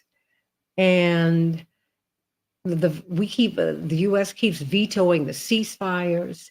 And my brother, who's in Congress, said, "I did not know fighting for peace was going to be this hard." I mean, it's only 13 congresspersons out of 435 who said, "Let's have a ceasefire. Just everybody stop shooting. Just stop." We haven't gotten any place. Just stop shooting. America's saying, no, don't do that. That's crazy, Mark. And then you've got people up in Michigan with you who are having whole families wiped out. See, that's what's happening in Gaza right now, everybody. Whole families are being wiped out in one fell swoop by some of the strongest bombs that have ever been made. They don't have an Iron Dome. I mean, Mark, this is like, I'm afraid of where this is going to go in the United States. Congressman Jonathan Jackson said last week, he said, we had our first act of terror on these shores when this man, with Joseph Zuba, stabbed young Wadea 26 times, 6 years of age. And we don't know what happened with this beautiful young woman who's president of her synagogue in Detroit. But the fact that we're living in this context, one has to wonder. Mark, help me. Well, I was speaking with a Palestinian just a few days ago, and we were reflecting on, the extent of the violence, the nature of it, and the possibility that there is a divine hand in all of this. God does not cause people to go to war in these ways. God does not cause people to engage in this type of violence. But when we do, sometimes I believe that he makes it possible for people to finally see the bankruptcy of that, to finally grow and to become wiser. And I think that to some extent we're seeing that this type of violence has been going on since 1948, against the Palestinian people. But somehow people have been insensitive to it. They've not actually been touched by it emotionally. And I think now they finally are. And to that extent, I think that we are beginning to grow, just as human beings, because we're better able to relate to the level of suffering that's been happening. And so I think we just have to go with that, because that can take us to some good places, out of the worst conditions. And we've seen that historically. Out of the worst conditions can come very good things because God wants them to go that way. We evolve in our standards of decency when people finally wake up and they understand the depravity, the immorality, the utter moral bankruptcy of some of the folly that human beings engage in. But I also want to suggest this, that I understand when people want to say that this is not a war. But I think that when we do that, then we deprive Palestinians of their humanity. It is only human when you're oppressed, when you're attacked, to fight back and to resist.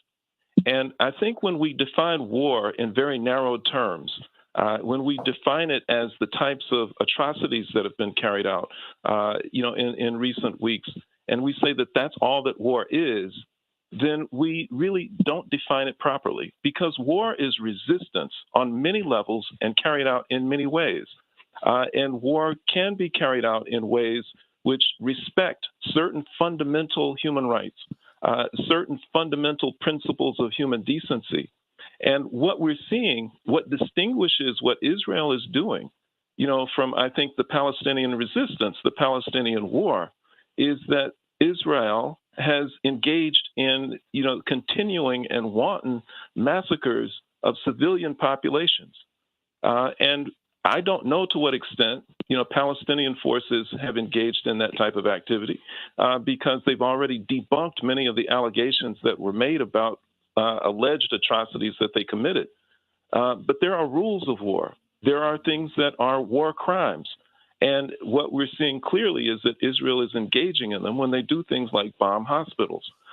So we don't want to deprive people of their basic dignity. I think that any oppressed people has a right to resist oppression.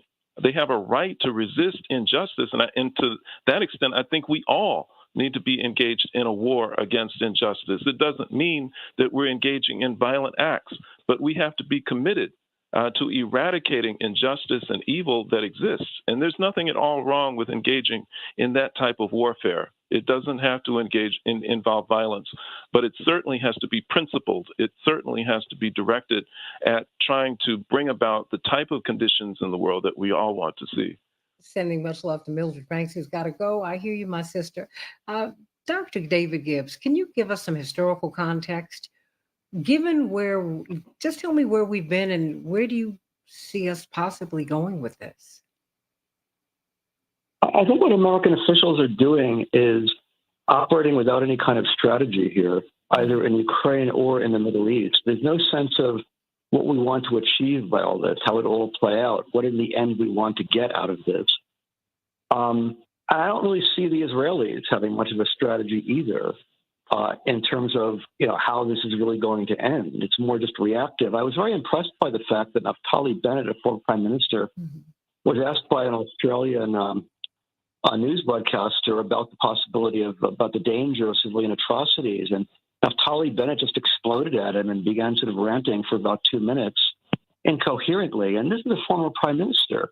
It indicates to me what's happening here is just emotionalism and reaction based on emotionalism. I'm not seeing the U.S. is reacting any more rationally either. I find that extremely disturbing, especially since, as I think CK had said, we could be on the verge of some kind of World War III here. I can easily see how this could spiral out of control.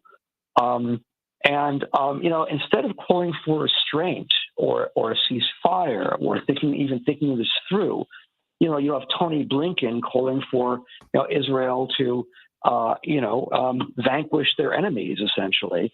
And it's very much like in Ukraine. I don't think the U.S. has any strategy in Ukraine either. Just continuing doing what we're doing. This is going to have an enormous cost in human life and also resources. And as I said, it could lead to nuclear war. One of the things that's happening here, of course, is that Syria may be a zone of combat. Israel already attacked the airports of Syria, presumably to prevent Iran from bringing aid to Syria. And Russia allowed the Iranians to use one of the air bases, the Russian air bases in Syria. Well, that could be targeted. The Russians in Syria could be brought into this, and that could lead to World War III. So I'm seeing an extremely high danger here without any clear benefit for the United States, any benefit at all, actually. It's all loss for the United States. So, we're talking about how this may affect the election. I guess one of the questions will be, will we even get to the election if there's nuclear war? That's not a risk that should be taken off the table here. Terry O'Neill, 2024, just thought it was going to be the economy, thought it was going to be Ukraine. Now people are saying, hey, it could be the Middle East. Now, specifically, this group of Americans who've been on the outside, if you will, looking in, they could be crucial to a Democratic victory. They are crucial. They are critical to a Democratic victory in 2024. What is going on, Terry? I mean, yeah. Well, like I said, I think that the 2024 presidential election is too far away to know whether this is how this is going to impact that. And a lot of the reason for it is, look, after 9/11, right, leading up to 9/11 in this country, George W. Bush was very unpopular. Why? Because he promoted policies that were extremely unpopular. In this country. He was an arch conservative, and most Americans didn't want that. Also, he had been elected under extremely dodgy circumstances. The Supreme Court stepped in, stopped the voting in Florida from happening in order to install Mr. Bush. And so all of that was going on before 9/11. Suddenly, after 9/11, which was a horrific terrorist attack, the country turned on a dime. There were many of us who opposed strenuously the invasion of Iraq. We thought it was unwarranted.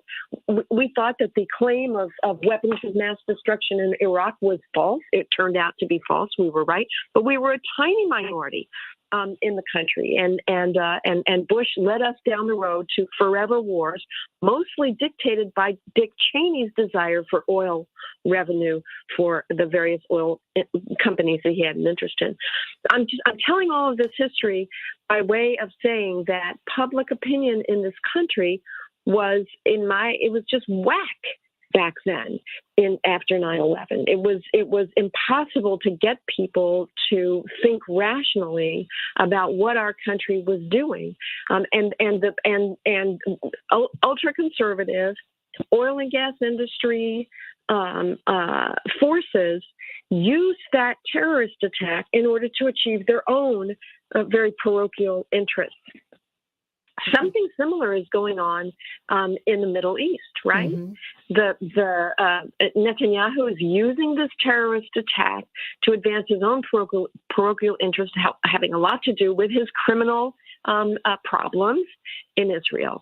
And so none of this is cut and dried. I mean, Americans love nothing more than, quote unquote, a good war. We always want a World War II because that was the good war. Vietnam was not a good war. Everybody's saying, ooh, the invasion of Iraq, that's a good war. It turned out not to be. Since the World War. I mean, we haven't won exactly. anything. And now it seems to me a lot of people in this country, certainly huge numbers of people in Israel, want a good war. And the powers, especially powers like Netanyahu, like conservative and corporate-based powers, they will use these terrorist attacks to hoodwink people into thinking, oh, this is a good war that we need to get behind. So I think, let's ask the question in another 3 or 4 months down the road, when people have had a chance to sort of overcome this desire for a good war, the propaganda surrounding how do you respond to terrorism and so forth. Look, Israel's policies for the past 20 years have been very, very bad policies. They've been apartheid policies. They've been condemned from people like Jimmy Carter to your dad, Santita, to huge swaths of Americans, to huge swaths of Israelis, right? And the policies that have created an open-air prison called Gaza have been strenuously opposed, not successfully, but strenuously opposed by many people in Israel and in the United States. And I think we really want to understand that. We also need to understand the extremely, what's the word I'm looking for, asymmetric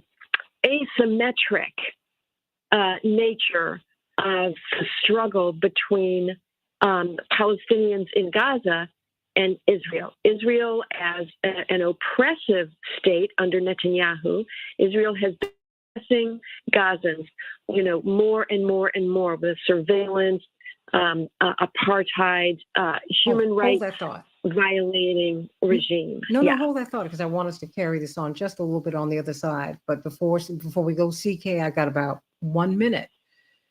This has been a whole lot. Do you expect any of what we see to go to The Hague to be declared war crimes? I mean, this is your bailiwick. Well, No, Santita. I got 1 minute. Well, Santita, to the extent that Israel and the United States and other countries don't subscribe to the ICC, there can be pronouncements, but you have to be a member, really, to subject yourself to the authority.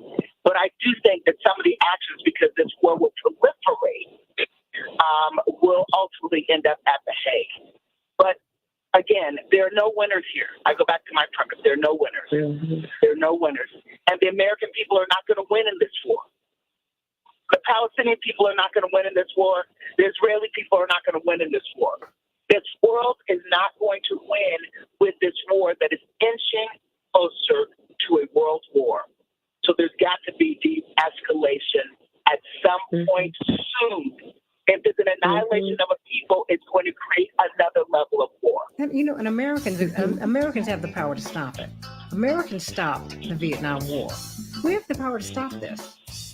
We have the power to call for justice for everybody. Palestinian and Israeli lives have equal weight. You have to demand that the corporate media record the cries of Palestinian mothers as they record the cries of Israeli mothers. When you hear all of these mothers cry, you want it to stop. Period. If you turn your back, you just hear mamas crying, you hear daddies crying, you hear babies dying. Enough. Aren't you tired? Don't you want peace? How many prophets have to be sent to us for us to get it? Enough already. Enough. There are no winners in war. There aren't supposed to be. But you can't say one person dying over here and 100 dying over there. That ain't equal. It's not right. And with our money and with our munitions, no. It's got to stop. Americans are the ones who have the power here. We have the power to stop this. I don't want this to visit our shores. Stay right here on the Santita Jackson Show YouTube channel so I can get some closing thoughts from this magnificent panel. Boy, it's been hot all day. Everybody's talking about it. Can't wait to be with you tomorrow on the Santita Jackson Show. Halloween on Saturday at Rainbow Push, 930 East 50th Street, 2 to 7. I want to see you there. Costumes required. Donations desired. Love you, everybody. Can't wait to be with you tomorrow. Oh, wow. Oh, Bryce, do you want to say anything before we go? Oh boy. You all have exhausted me this morning. But Bryce might have gone to class. I mean, just it's a lot. But but I understand the emotion. Because when I was reading the accounts of how people in Gaza are living right now, see, when there's a blackout over here, when we don't have lights for like an hour, it's like, oh my gosh, wait a minute. Can you imagine if first of all, they only get about 4 to 6 hours of electricity a day before this happened. They've been living under these hellish conditions. Gazans have been ever since. This is just, pardon me, it's just wrong. It's wrong. It's wrong. I mean, Dr. Gibbs, where do we go from here? Well, I think what needs to happen is a ceasefire in Gaza, and then there needs to be some discussion of going back to a two-state solution that Netanyahu has throughout his career despised and tried to undermine, and done so quite openly. And a key player in this is going to be the United States. The United States does not have to follow the policy it's following. But the United States has a lot of leverage over Israel in the sense that we are bankrolling, to some degree, what Israel is doing. We're making it possible. If the U.S. were to withdraw its support from Israel, it is likely Israel will have to adopt a different policy. And so the United States has to decide what policy it wants to pursue in the Middle East. And by any reasonable standard, de-escalation, military de-escalation should be the first order of business. And that seems to be something the U.S. doesn't want to do. The U.S. seems to want escalation. That's exactly what's happening right now. It's a terrible policy from a humanitarian standpoint and also from a security standpoint. It's dangerous, extremely dangerous for the world. I mean, the same thing is true in Ukraine. Obviously, what we need is peace negotiations, and the U.S. has always blocked peace negotiations in Ukraine. And they're blocking a ceasefire here. What's the deal? I think what's happening is a certain lashing out is going on by the United States because there's an awareness that American power in the world is ebbing and things aren't the way they used to be. China has an economy roughly the same size as the United States.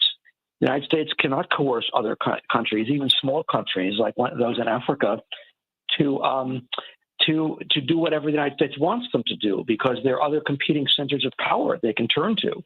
On the African continent, you have Nigeria and South Africa, you have India, China, Brazil.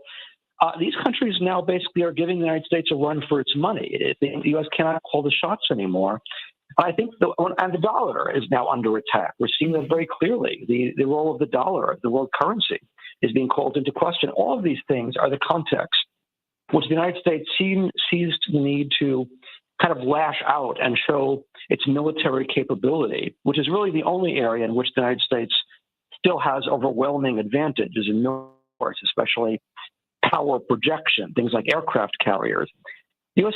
seems to want to put these things on display as much as possible to compensate for its losing of real power in the world. And again, this is not something that's beneficial to the American public or anyone else. And hopefully, I am hopeful there'll be a reaction against this tendency in the next election, and that the public will not reward this kind of misbehavior by foreign policy elites in both parties. Mark Fancher, because you see, that we're living with the impact of this here. I see a literary series, at the 92nd Street Y, everybody in New York. That's like a really big cultural hub. And they have canceled an event with an author who signed a letter with 750 other artists who are critical of Israel. You've got the kids who signed a letter at Harvard. Look, it's reminiscent. Mark and Attorney Fancher and Dr. Gibbs of what I went through 40 years ago with Harvard. It's like, wait a minute, and I don't know. I'm like, if you can't be criticized, what's the deal? You can't be above criticism. That's crazy. And it's not helpful. My brother put it so well, Attorney Fancher. He said, yes, America does have a special relationship with Israel. He said, and with that special relationship, you are special friends. And you can tell people hard truths that maybe someone else cannot tell them. And it's like, he said, wait a minute, first of all, this was even last week. Understand, we made some mistakes after 9/11. Instead of looking for justice, we were looking for revenge, and we got a real mess, and we're still paying for it. Don't do this. And plus, we're watching the world line up against. First of all, we've seen an alignment in the Arab world, Mark, that we have not seen in 75 years.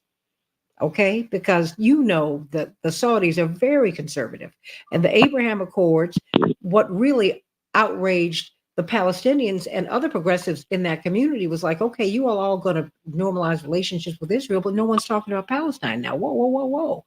We're getting thrown under the bus here. Where do you see this going, Mark? Well, I think it's going nowhere because I think that the U.S. is programmed. It's structured to be a permanent, unwavering ally of Zionism because that's what the U.S. in its current form is set up to be. That's what accomplishes its imperialist objectives, is to support without any hesitation, without any deviation, a Zionist agenda. And so if we look to the political structure, if we look to the political leaders in the U.S. to try and bring about some type of change to this situation, then it's folly. It's a vain hope. They're not going to do it. I think that we have to turn to God's principles. We have to keep in mind what it is that He would want to happen in this situation. And we as ordinary people, masses of people, have to be committed to making that happen regardless of what the government or political leaders have to say about it. And that means a great deal of pain. That means a great deal of disruption. That means a great deal of confusion. But if we understand history, we understand that real change comes about only after a great deal of disruption and confusion. And I think that, unfortunately, there are too many people who want a resolution of this type of problem in a way that's convenient, in a way that's painless, in a way that is free of controversy, and it cannot happen. The issues that are at stake are too fundamental. The issues and the problems are so deeply ingrained that they will require a great deal of disruption and confusion, and we've just got to deal with that. And I think that if it means abandoning both parties, abandoning both Biden and Trump and Republicans and Democrats in order to pursue a different agenda, one that's focused on real, godly principles, then that's what we must do. No matter what the outcome politically, no matter what the outcome in terms of elections, we've got to stay the course in that regard and deal with it. Because otherwise, we're doomed to continue to perpetuate this cycle of violence. That's what the U.S. empire is committed to. That's what it will do no matter who you elect. It will continue on that course. We've got to disrupt the whole thing. Well, it's going to get disrupted because God is going to have God's way. It's already been written. Oh, yeah. Oh, yes. God already won. Question is, when the great getting up morning comes, when God looks at you, will God say, you were on my side? See, I love We Shall Overcome. I love it. I love the song. God is on my side. My mother and I were talking about that the other day. I've always disagreed with that. That always felt strange to me. Because I've always been taught you're supposed to ascend to God. You're supposed to be on God's side. You're supposed to be down here fighting for God. Not asking God, well, you going to be with me? You riding with me? Are you joking? This is crazy. Ooh, Attorney C.K. Hoffler, have you left yet? She might have had to go. Oh, Attorney, I'm still here. I know you are. I know you are running, girl. Because I know you. I called. Yes. CK was driving to see her son in Clemson last night, and we were just doing this. And there's just so much going on. But CK, I didn't want you to go without making a closing comment. Yes. While you're not driving, okay, my closing remarks, please. I am driving. I am driving because I've got a meeting in an hour, so I've got it right. But I did want to say this. Of course, this is going to be a heated discussion because it should be heated. It should be heated discussion as we know what's happening and I maintain it's war in the Middle East. It's a war, and with war, I'm a broken record, and I'm stating the obvious. There are no winners. And I reiterate, President Biden is doing what every other president has done in this country as long as I've been alive. And there have been other wars like this, and the U.S. has been very consistent with its policy. This is bipartisan support. So as citizens, what do we have? How can we make a difference? I believe there needs to be de-escalation because we're creeping towards a world war. My concern is a world war, and we are creeping towards that. And the U.S. has the power to de-escalate and derail a world war. This war is unlike the Ukraine war. The Ukraine war is not creeping towards a world war, but this is. And if you put the two together, American lives are going to be severely impacted. I think it's just that simple. I hate to oversimplify. So we all have a voice. I think we need to use that voice and remain informed. If we feel some kind of way, discomfort, it's because we should feel discomfort. Because it should trouble us when we see women and children being killed on either side. On either side. And the conclusion to that is we should stop the killing and getting into these situations where we are not going to win. No one is going to win. The Palestinians are not winning. The Israelis are not winning. The Americans are not winning. And the world is creeping closer to a world war. So we are all losing. But the good news is, Santita, it can change. And I'm going to hold out for that change because literally what's at stake is all of us. And whenever all of us is at stake, miraculously at the last, that something happens. So. But CK, I will tell you the good news is things have changed. See, America's policies have not changed, but the world's have. You've got South Africa, which has a huge and growing footprint in the world, economically, socially, politically, culturally. They're saying this is not going to work. Right. You've got India and Asia. No, this is not going to work. You've got Russia and China saying this is not going to work. You've got the world who are saying this is not going to work. You have the Arab states unified along with Saudi Arabia in a way that they have not been unified since Israel was created. Oh yes, no American. This has been a bipartisan issue. Bipartisan, the Uni Party has marched straight down the line on this. Everything has. America has not changed, but the world has. And we need to be clear on that. Something has changed, the world, and people's minds have changed. People are getting tired. People are tired of colonialism, neo-colonialism, and a lot of things are changing. So what was is not what will be. You now even have Obama saying, wait a minute, Israel, you gotta pump the brakes a bit. Yeah. So a lot of things, we're gonna have to think things are changing. Things have changed. You'll have to make a decision about whether you want peace. You're gonna give peace a chance, you're gonna just continue the war and kill everybody. We can't afford that. Nobody will be alive. Nobody. Whew. Does anyone Terry, you still there? Well, I just said Dr. Gibbs, Mark, does anyone want to say anything before we go? Okay, I'll say something. In terms of its effects on the election, I think the short-term effect, clearly the public is overwhelmingly supporting U.S. aid to Israel. I think they were understandably shocked by the October 7th attacks, and for some reason the public seems, so far at least, less interested in the greater Palestinian suffering.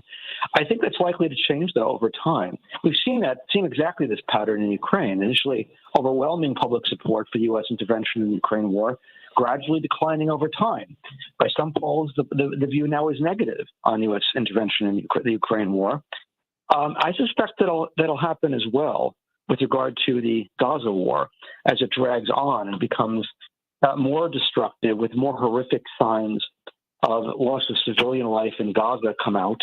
I think the public will gradually turn. And I think the key question for the American public is, why is the United States financing this and supporting it? Mm-hmm. And the issue of spending, massive spending on overseas interventions in both Ukraine and the Middle East, and whether or not that is a good thing for the American public to be supporting in terms of tax dollars. I think inevitably that is going to become an issue in the election. This is going to be a very messy election because it's not just going to be two candidates. You have Robert Kennedy and you also have Cornel West. Mm-hmm. And Cornel West, at least, has been raising these issues. And I suspect they're going to gain considerably more resonance as time goes on. Because I have to tell you, I've been surprised by Robert Kennedy's view of this. Yeah, I agree. I agree. He's almost been right wing about this. And it's not even where the right wing is on this now. Where do you think that has come from? I can't speak for him, so I don't know. I don't really understand Robert Kennedy. On some issues, he's quite good. On Ukraine, I believe his analysis on that is very correct, very accurate. On other issues, such as the Middle East, he's always had this reflexive, kind of knee-jerk pro-Israel position that I just myself don't understand what his thinking is. There are other issues like that as well. For example, he supports unlimited right for people to buy guns with horrific consequences in our cities, and I don't understand that either. So he's kind of a mishmash of things that are actually insightful and things that are much less so. West, to me at least, seems like a more solid candidate in terms of consistent positions that are well thought out. And so, in terms of Kennedy's views on this, it is very perplexing. It is perplexing. It really is. Mark, are you still there?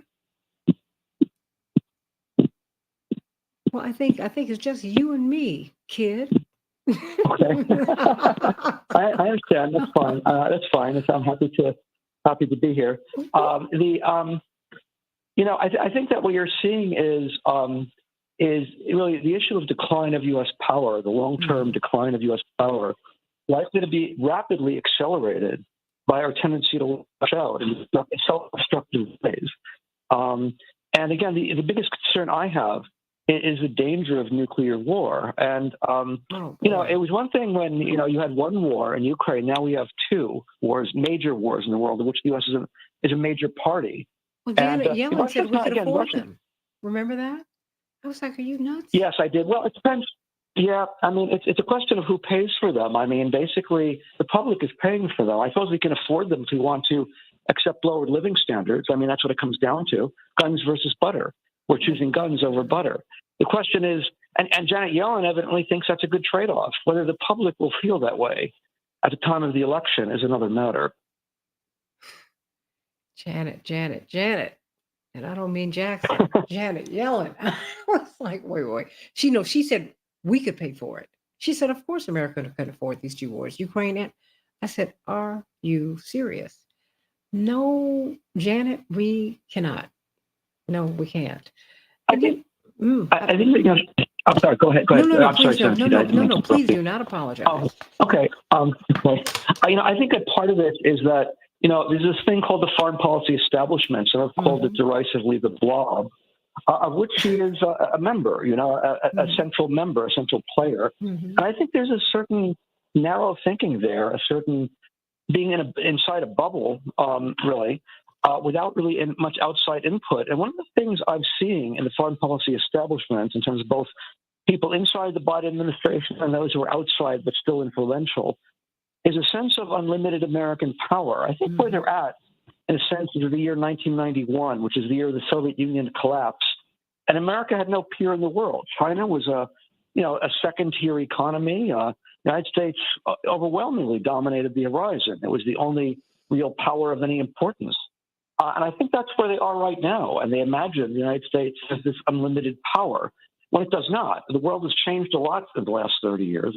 Most notably the rise of China, but the rise of other countries as well. And the United States just cannot command the kind of support that it could in 1991, or even come close to it. It doesn't have the financial resources it had in 1991. It can't pull off what it used to pull off. And it doesn't have the moral standing. No, it does not. It definitely does not have the moral standing. I mean, we did not. We struggled then. But I had someone on my old radio show, the first radio show that I had on another radio station, an historic station here, WVON. Will always love them. And this guest who I'd never met said, there was a time when Reverend Jesse Jackson could go and get hostages, and he said, and he still can, because of who he is historically. But after Condoleezza Rice, after Colin Powell, everything changed because people saw Black people up until that time as the anti-imperialists. You remember when Ayatollah Khomeini released the black hostages and the women. He did that. Yes. He did that out of deference to my mother. My mother at that time, that Thanksgiving, was with the Women's Auxiliary Board of Operation Push. She had taken a group of women, women of great standing in the community, in the Black community in Chicago and nationally, prominent women, because she wanted them to see the Middle East, and they were eager to see it. And they came back completely changed. I mean, these are women, doctors' wives, women who had done well and whose husbands had done well. I remember going to the airport it was like a lot of women I grew up with. Half the neighborhood was gone because, and it was a very different kind of Thanksgiving because our mother wasn't home for Thanksgiving. And it was like, wait a minute. It just wasn't the same. And they all came off the plane looking like really, like they almost shell-shocked, Dr. Gibbs. And I remember President Carter calling our home like almost every hour for like 2 or 3 days, telling my father to get my mother out of there. She was in Lebanon with Yasser Arafat. And my mother was saying, no, Jesse, I can go to Tehran and they're going to release the hostages to me. We can end this like right now. Carter had a fit. He was like, no. And he lost his presidency over this. Isn't that ironic? But Yasser Arafat had worked it out with the Ayatollah. He said, I've got Mrs. Jesse Jackson here. He said, you know what? We'll release them to her. You get her in here, We'll release them to her, and we will have made our point. President Carter back and forth with my father. My father's he didn't mind putting his life in his own hands, but my mother not being home, he said, I was left here with these 5 babies. We had people, who took care of us, but my father was just he doesn't like seeing us in harm's way, which I can respect. Yeah. And he was frightened to death because, mind you, we're watching this hostage situation live on TV. I mean, they created Ted Koppel's television show, iconic television show out of this. So finally, my father said, look, you've got to come home. President Carter's telling me that you're not going to get out of there. This is awful. You must come home. My mother was furious. And I mean, she stayed furious a long time. So the compromise was to let the blacks and the women go. That's what happened. That's how that happened. And I'm going to, I remember that. Yeah. And as I write my memoir, I'm going to tell that story because I think it's worth telling. Because it was this group of black women who went over there, and because of our history, and because of our history in the movement, and because of the respect that people had for us fighting the power in the United States, fighting the biggest, baddest empire in history, they said, whew, now we'll give them to you because we will have made a major point. And and I get it. And I'm just, I hear CK when she says, look, every American president has done this. But I also hear Bryce when he says, that's not going to work anymore. See, Bryce is a kid. I don't think Bryce is 25. Yeah. So he does not. He's a young guy, yeah. He don't want to hear that. He's like, because what you lived with is not what I can tolerate anymore. This is not working for me. And I'm not saying that she can tolerate it. Well, we have another tolerance level because we're like, you can't always get what you want, but if you try sometime, thank you, Mick Jagger. Ooh, you might get what you need. No. Bryce and those kids are like, enough. I think one of the things that's been lost, one of the things that's been lost on the discussion that I think Bryce Green has underscored is the fact that it doesn't have to be this way. We could change our policy. I mean, the point that CK is making, well, has always been the policy, so what always will be the policy. But the obvious question is, why does that have to be the case? I mean, policies change. There's a democracy. The public is supposed to have some input into the process. And, this is clearly a self-destructive policy America's been following, giving Israel not only a blank check, but a blank check filled out with $3.8 billion a year on a regular basis, apart from what we're giving them specially now. That's right, to start. And wait a minute, while we're broke. Exactly. While Americans that's right. are not eating. Yeah. Okay. Well, there are all sorts of, it doesn't have to be, obviously one of the things you could do with $3.8 billion, again, are rebuild devastated areas in the United States. There are all sorts of devastated areas, rural and urban, that could be rebuilt with this kind of money. And that's a legitimate concern, I think. Building up healthcare in this country, improving people's lives. Or you could do it globally.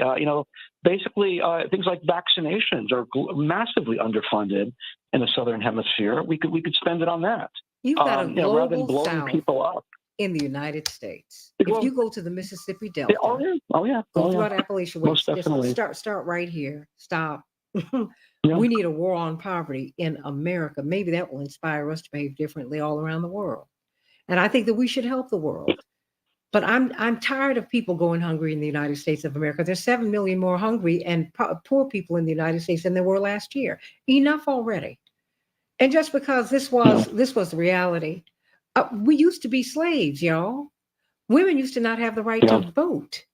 Indigenous people have not had the right to vote 100 years. Enough.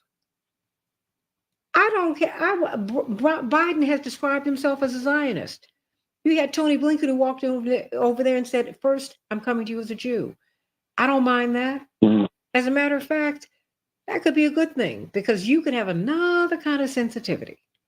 But you went in there with another agenda with that statement, and that was not right. You were striking a match in a room full of gas. What?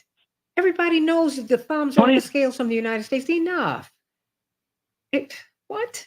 Tony, okay, I'm sorry. No, please, no. Please don't apologize for interrupting. You'll understand the Jacksons. You ought to know by now. We go back and forth. I can't wait till you come to Chicago and you see us rolling around for the holidays because we have big fights every holiday and every time we get together for dinner. And then we hug it out. Yeah, I'm sure you do. Yeah. Well, I think that Tony Blinken is a really very unusual Secretary of State. I think more than any other Secretary of State maybe in history, even more than Pompeo, and that's saying something. He seems more like a Secretary of War. He seems to have no interest in diplomacy or negotiation. None. That seems to be almost an anathema to him. And, he's treated in the press like this sage. I don't really know why. And he sort of seems to go around the world blowing things up. Would you explain that to me?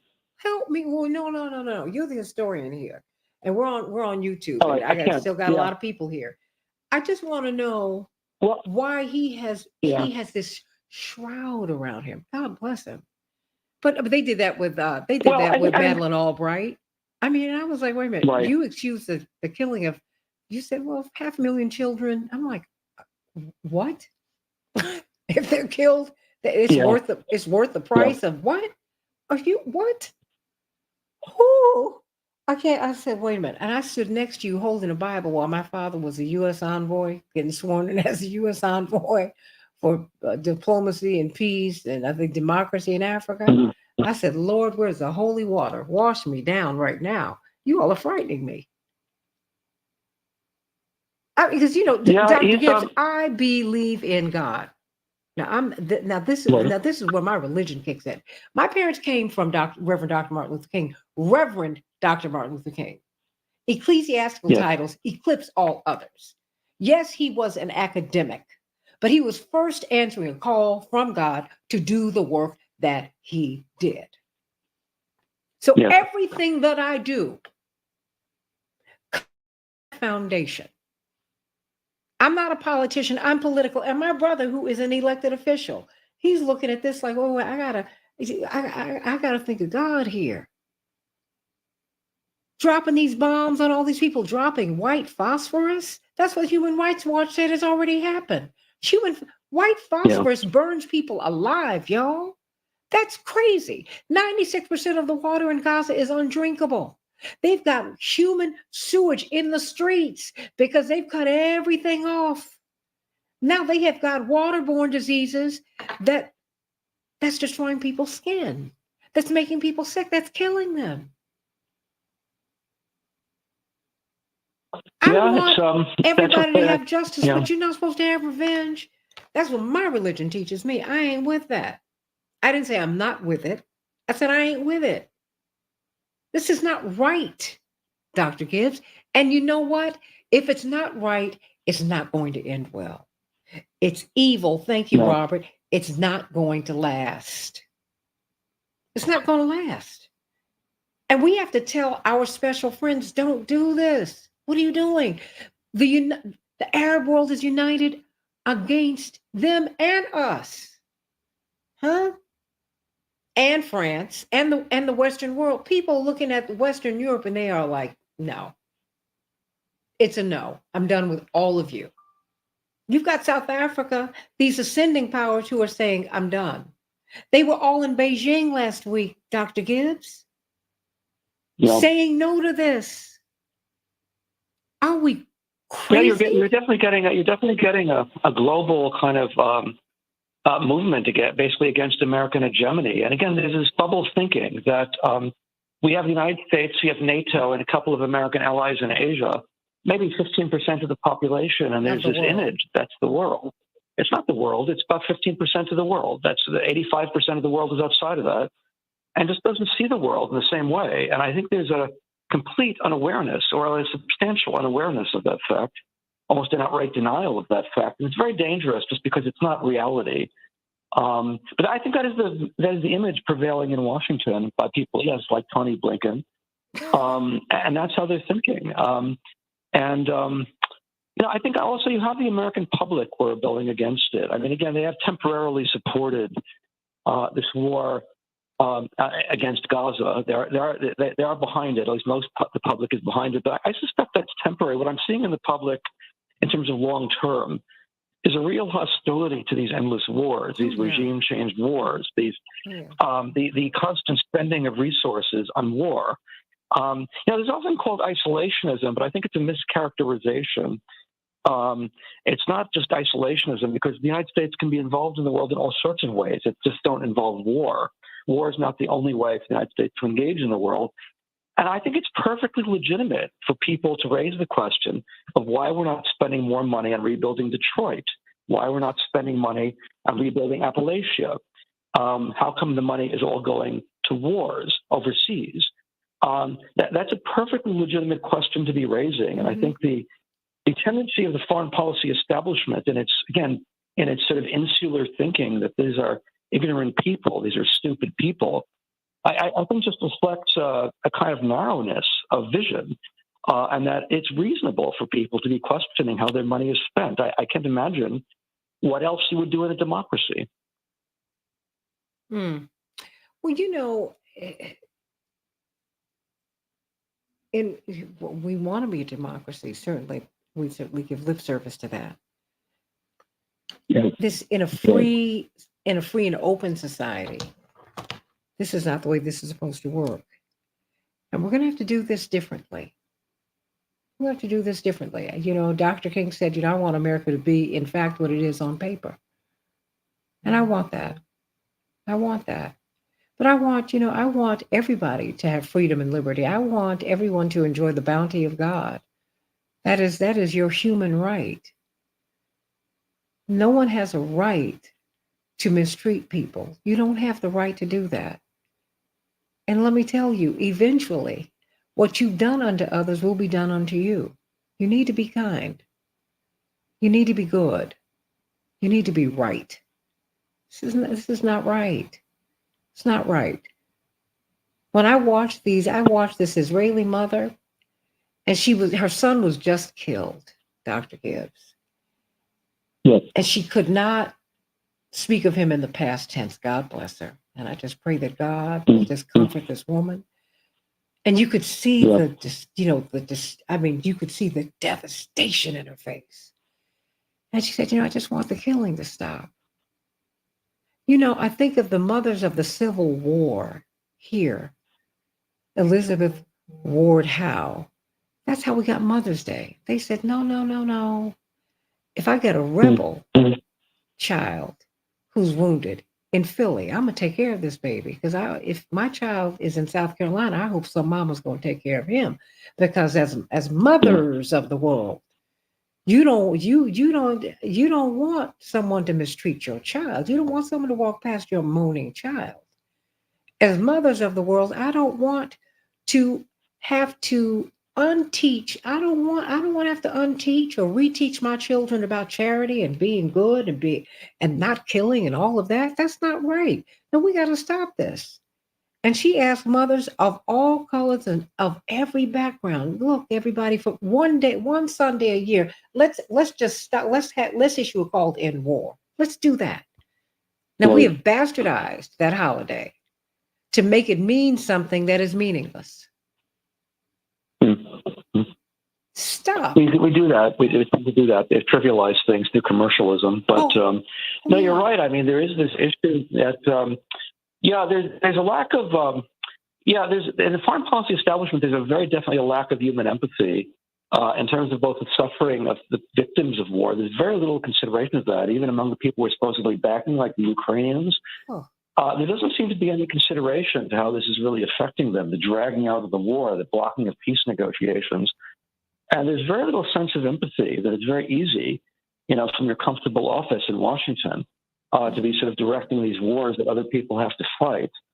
But again, that is the attitude. I'm afraid a certain degree of, it must be said, moral callousness is part of this process.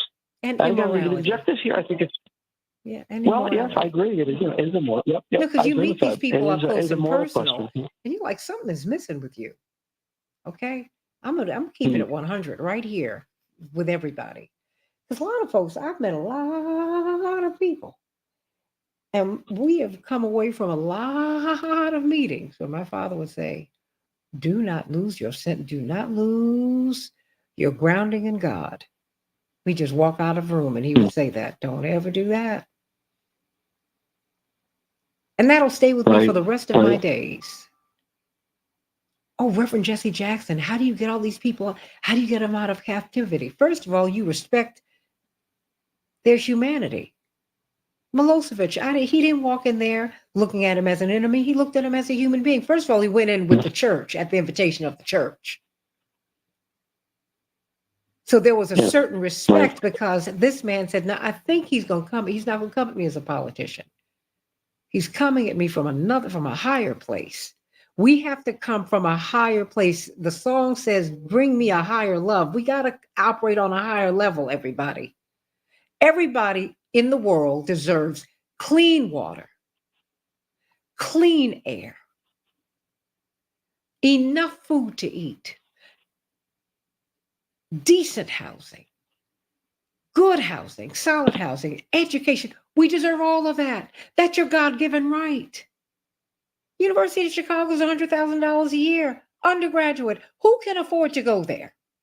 You need to be asking those questions while we're coming up with $100 billion from God knows where to send to Ukraine and to Israel. They're gonna stick Yemen and these other places in there, but that's what this is about. So they can load up the Iron Dome. Stop it. So you can stop a rocket. These folks can't make any munitions. Stop lying on that Baptist hospital. Y'all know where that airstrike came from or that bomb came from. These people don't even have the capability of having that. They don't have bombs that can kill hundreds of people and level buildings. They don't have that. Enough. You have made your point. Why don't you explain to me Hamas and how you supported them? Israel supported them and made them who they are. Yasser Arafat said, look, y'all created them out of whole cloth because you didn't want to deal with Yasser Arafat. Now I don't even know who they are. Well, this is an example of blowback. The United States has seen this as well. The States, for example, helped build up Islamic groups in Afghanistan that became the Taliban and Al Qaeda, basically. Osama bin Laden worked with the CIA in the 1980s. It's a matter of record. Yeah. The Israelis did the same thing with Hamas. The Israelis did exactly the same thing with Hamas, as you noted. They built up Hamas as an alternative to the secularist Palestinians who were seen as more of a threat. And now we see the results of that. Netanyahu himself played a major role in this. It's very cynical policy. And the objective is power, and I would say secondarily as well, money for the military-industrial complex. But the question is, who else wins from this? And the answer is nobody. A very tiny number of people benefit from these policies. But I think that the losers are almost everybody else. Absolutely. And that's the way it's playing out. That's the way it's playing out in the United States. And to some extent, I'd say it's playing out in Israel. But I suppose another thing I do want to note is the tendency to demonize the enemy and the reflection of the enemy. One of the issues I think is very striking is that the images of the Israelis being massacred at the music festival and so on. But a lot of people said, I said this myself, as my daughter goes to music festivals. In fact, that's the case with me. My son goes to music festivals just like that. That could have been him, And a lot of people are saying that. The bottom line is, quote unquote, the Israelis are quote unquote like us. They look like us, whatever that means. And the Palestinians, I guess, don't. They have a different lifestyle. They're much poorer. They're colored people. Okay. Well, they are colored. Well, it's quite true. Although the Israelis aren't quite as white as people think they are. No, I'm clear. But they've been westernized, so they have been. They have been conferred the privilege of whiteness. So that's why they're more like I agree. us. That's right. And look, wait. I got, my father is an amalgam of Africans, Irish, and indigenous people. We're a product of all the rejects of the world. Okay. So I don't have a problem with anybody on earth. I really don't. I just understand. I'm clear on the white construct. And I know that people who decide to go against it and they're thinking, because I know Black people who think as white people. Dr. Gibbs? Yeah. I mean, that's the tragedy of Clarence Thomas. He thinks as a Westerner. He doesn't, which excludes everybody, which steals from people. It's sick. Yeah. And all white people don't think that. All white people don't think in that they're not stuck in that box. Just like all Israelis are not Netanyahu. Netanyahu's so far to the right. And then there are many Israelis who have dehumanized the Palestinian. But that's not all Israelis. It's not. And we have to stop. I don't. Just stop, everybody. Don't make any assumptions about anybody because you really don't know. Really don't. No. We still do have this assumption in the American media, and it has been reflected in public opinion that somehow Israeli lives are seen as more important than Palestinian lives. Yes. And when you think about it, it is not remotely justifiable to take that view, of course, but that nevertheless, I think that is the assumption here. And that it does underlay much of the public discussion. I am hopeful that attitude will change as more and more evidence of destruction of human life emerges from the war that's going to be taking place, and that people come to their senses over time. There is a counterpoint I should add in the Russia-Ukraine war. For some reason, as the United States decided to target Russia as an enemy, Russians were somehow also kind of almost racialized as sort of not being really European, whatever that means. Of course. And they're seen as somehow an inferior race or something. They often are presented that way. I mean, an extreme case was that Clapper, the former intelligence chief, said that they're genetically oriented. And he used the word genetically oriented to try and undermine us. I mean, what kind of a thing is that to say, But it reflects the dehumanization of the enemy. Well, absolutely. And we do it all the time. And enough. Yeah. Wait. I mean, just enough. Don't do that. Just stop. If anything, please. Yeah. I mean, when I see a European explorer approaching my shores, I need to run for the hills with their pantaloons and makeup and wigs on. I need to go, oh, no. What did they say in Roots? The white man is here. I mean, and it shouldn't be that way. What you should be doing is trying to figure out how we can share resources and just say, you know what, in Europe, we don't have anything. We know we have this, we don't have that. And really, the closer we get to Africa and Asia, we have the breadbasket of the world, and that's called Ukraine. Is there a way that we can cooperate with each other and figure this out? And I can help you, you can help me. I guess that's a little bit too much like right, but I'm going to tell you what, you better get right. Because people in the world are not going to tolerate this. They're not. A lot of folks have people who are dying. When you see Rashida Tlaib and her emotionalism, her grandmama's over there. Are you kidding me? Yeah. Her grandmother is there. She's got family there. And then when I see many Israeli Americans who are in Congress, they have family over there. I get it. But what we have to do is go beyond just who I am and let me see myself in you. And then maybe we can stop a minute and give peace a chance, just a chance. Just a chance. Just give it a chance. That's why I have the historian, Dr. David Gibbs, on. Because I'm like, I need you to look back, look at where we are, and look at where we're going. And look at where we could go. Well, I think, again, the public, is definitely getting fed up with the whole political system. And I think that's one of the reasons you got Trump. That's the reason you got Bernie Sanders. That's one of the reasons you're getting, Robert Kennedy and Cornel West. Mm-hmm. I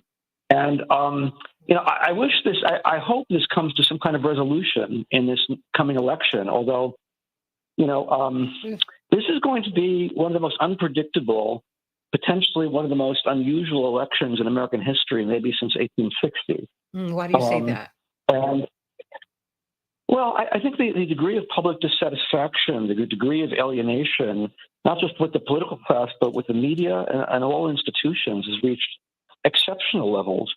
And I think that, you've already had a historically unprecedented presidency, which is Donald Trump, who may win again. You have a current sitting president, Biden, who is, by any standard, unusually weak.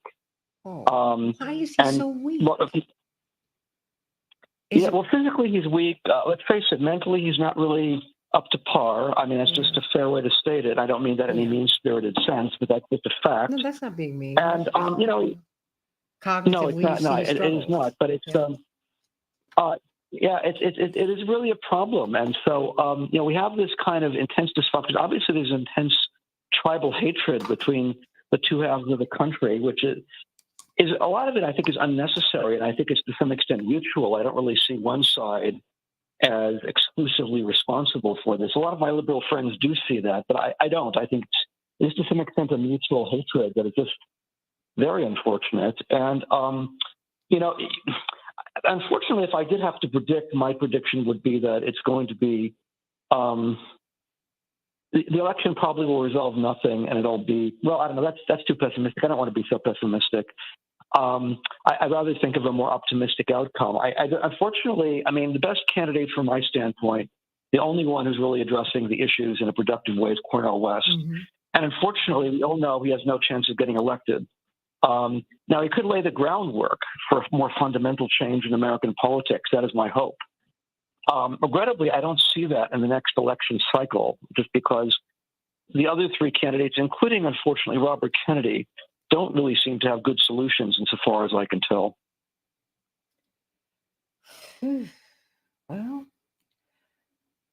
Well, you know what? I think it's an opportunity for us to grow, because I think that things really have to be where they are right now and where they're going, quite frankly.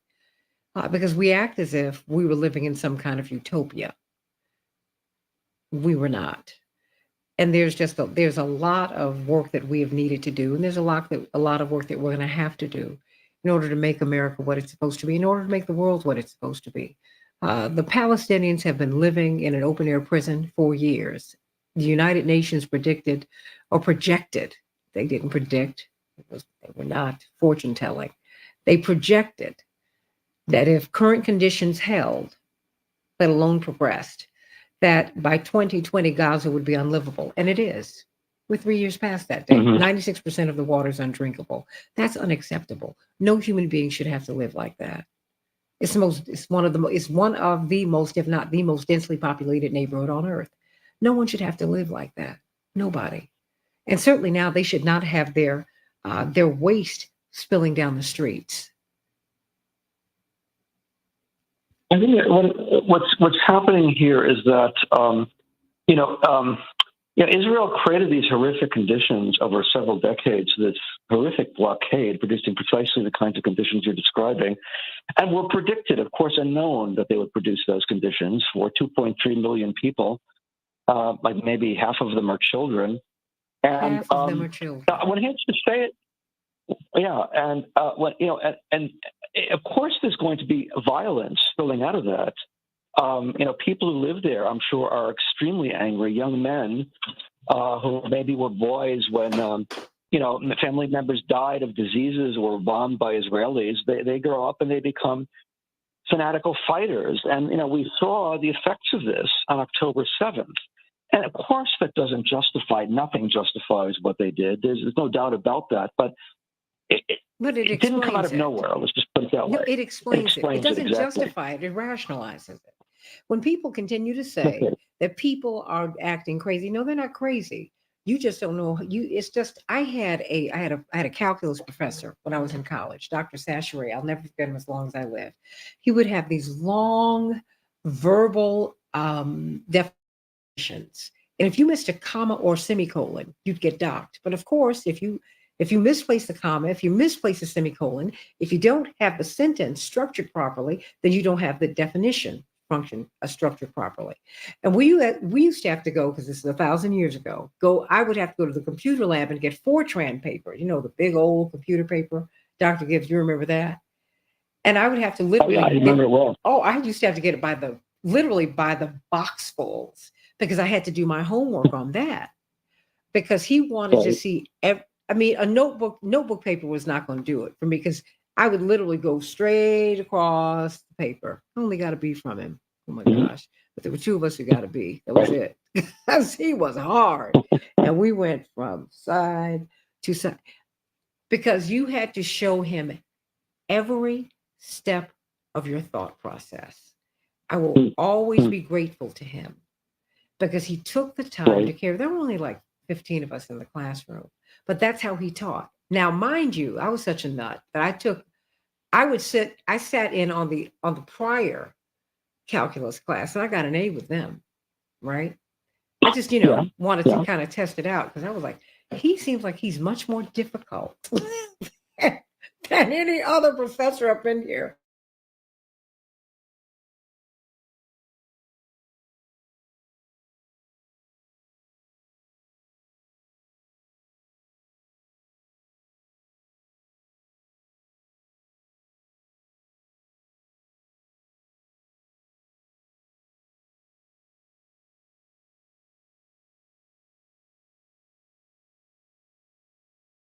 On how every step counts and how you have to really sit with people so you can catch the flaws in their logic, the flaws in their thinking. Right. And that's the only way you Yeah. can correct them so they can get to the right answer. That's one of the things I learned in Dr. Sasheri's classroom. Just, just he looked at he said, no, this is where you went wrong. That's how you ended up with the wrong answer, or you ended up with the right answer. You ended up with the right answer, well, with the correct answer, but it Right. wasn't the right answer because your thinking was off. Let me show you where your thinking was off. Like, what the heck? Look, I got Right. the right. Didn't it said it's -2 pi 0.75. What's the problem? No, you don't miss me here. And that's what I'm saying. We always say someone's not making sense. That's not true. Everything makes sense. You just don't have all of the pieces. So when you see these people, they're not fanatical, they're angry. When this boy says, he can trace not the times that he went fishing or went up and down the hills with his granddaddies or with his father and grandfather and great grandfather. He can tell you when they died. Mm-hmm. One of the highest suicide rates of teenagers in the world is in Gaza. It's not right. Our children are dying by homicide, dying of suicide by homicide in the United States. It's not right. This opioid crisis, it's not right. The crack crisis, it's not right. We're not loving each other, everybody. It's not right. It's not Yeah, right. I think that what you're getting also in the United States is a way of looking at this. October 7th attack very much it reminds people, certainly reminds me of the attitudes expressed after the 9/11 2001 terrorist attacks here, and it so shocked people that they stopped thinking clearly and just wanted to use violence emotionally. And it produced disastrous results. The U.S. got involved in 2 completely unnecessary wars that killed hundreds of thousands of people, wasted vast sums of money, killed thousands of American soldiers, and produced nothing positive. It destabilized a whole region. And it killed a lot of people, and it made a lot of people desperately unhappy. You can't replace those mothers, those fathers, those sons, those daughters, those cousins, those best friends who died. Yeah. And that's what's playing out now, basically in Israel and Gaza. The same kind of attitude, the same kind of response. And they could look back at history and say, "Well, the U.S. did that after 9/11, 2001. It didn't go very well, but unfortunately, they're not thinking very clearly, so they're not looking at it that way." Mm-hmm. And also, I think there's a kind of reflexive reliance on violence. I think someone like Netanyahu, he is steeped in the idea of military force. He's a diehard militarist. I think he genuinely thinks that the solution to all problems is military force. If a little military force doesn't work, you use more military force. I think that's exactly his state of thinking. And that's what he's done throughout his career. I doubt he's going to be any different now. The danger to that, well, first of all, to Israel and Gaza, especially Gaza, but also to Israel, but to the world, is immense. It's just heartbreaking because I see people who don't do. I mean, it's the civilians who are paying the highest price. Yep, especially in Gaza. Yeah. Oh, absolutely. That's right. But the moral injury in Israel is profound as well. I've had Matthew Ho on my show several times, and he talks about the moral injury of war. Because we look at physical injury, but the moral injury, the spiritual injury, is at least as devastating, everybody. Moral injury, don't ever forget that. Don't ever, ever, ever, ever go past that. Moral injury is a big deal. Who, Dr. Gibbs, I'm so glad that you're back. And Yeah. It was a pleasure being on, Santita. I always like being on the show. oh, look out, you make me think. But I want you to have the last word here. Well, the United States basically is playing a crucial role in what's going on in Gaza, and we're making all of this possible. Everything that goes on there has been made possible by the United States. And so we have a big responsibility here. And that responsibility should not be used to further violence. It should be used to produce a ceasefire and to end and a resolution of the conflict, a fair and just resolution of the conflict. Unfortunately, that's what the opposite of what the Biden presidency is doing. And the public should oppose that. The public should strongly oppose the U.S. policy. Absolutely. Absolutely. Angela and Newport 348 and Robert, everybody, Angela said Trump was the birth of the hatred for President Obama. In your opinion, I hear you. I don't think that didn't start with Trump. Not at all. That was already here. And well, I mean, the people who are the first to take the hits. Reverend took hits. Jackie Robinson took hits. Yeah. I mean, that comes with the territory, Angela. The way it goes. It's the way it goes. And it's okay. It's okay. Trump you all give Trump far too much credit. He is a marketer. And you remember people were toggling between Trump and Bernie. They wanted someone to go to Washington and take it to the power. Fight the power. That's what they wanted. Trump is a libertarian more than anything. And he's transactional. He will cut a deal with you in a minute. Be clear on that. If he becomes president again, and he just might, he won't be the same guy that we met in 2016. It's going to be very different.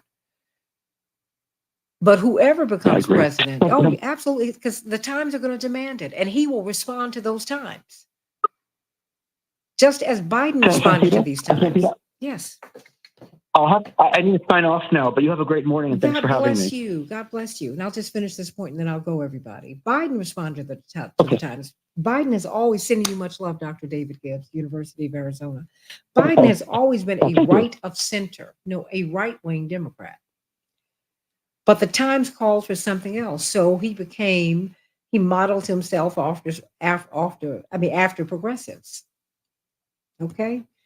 And the times, what Trump was left with after Bernie, after Hillary, were the nationalists. And there was a strain of anger out here after the collapse of the economy in 2008, after the housing collapse in the early 2000s. But after 2008, something fundamentally changed in America.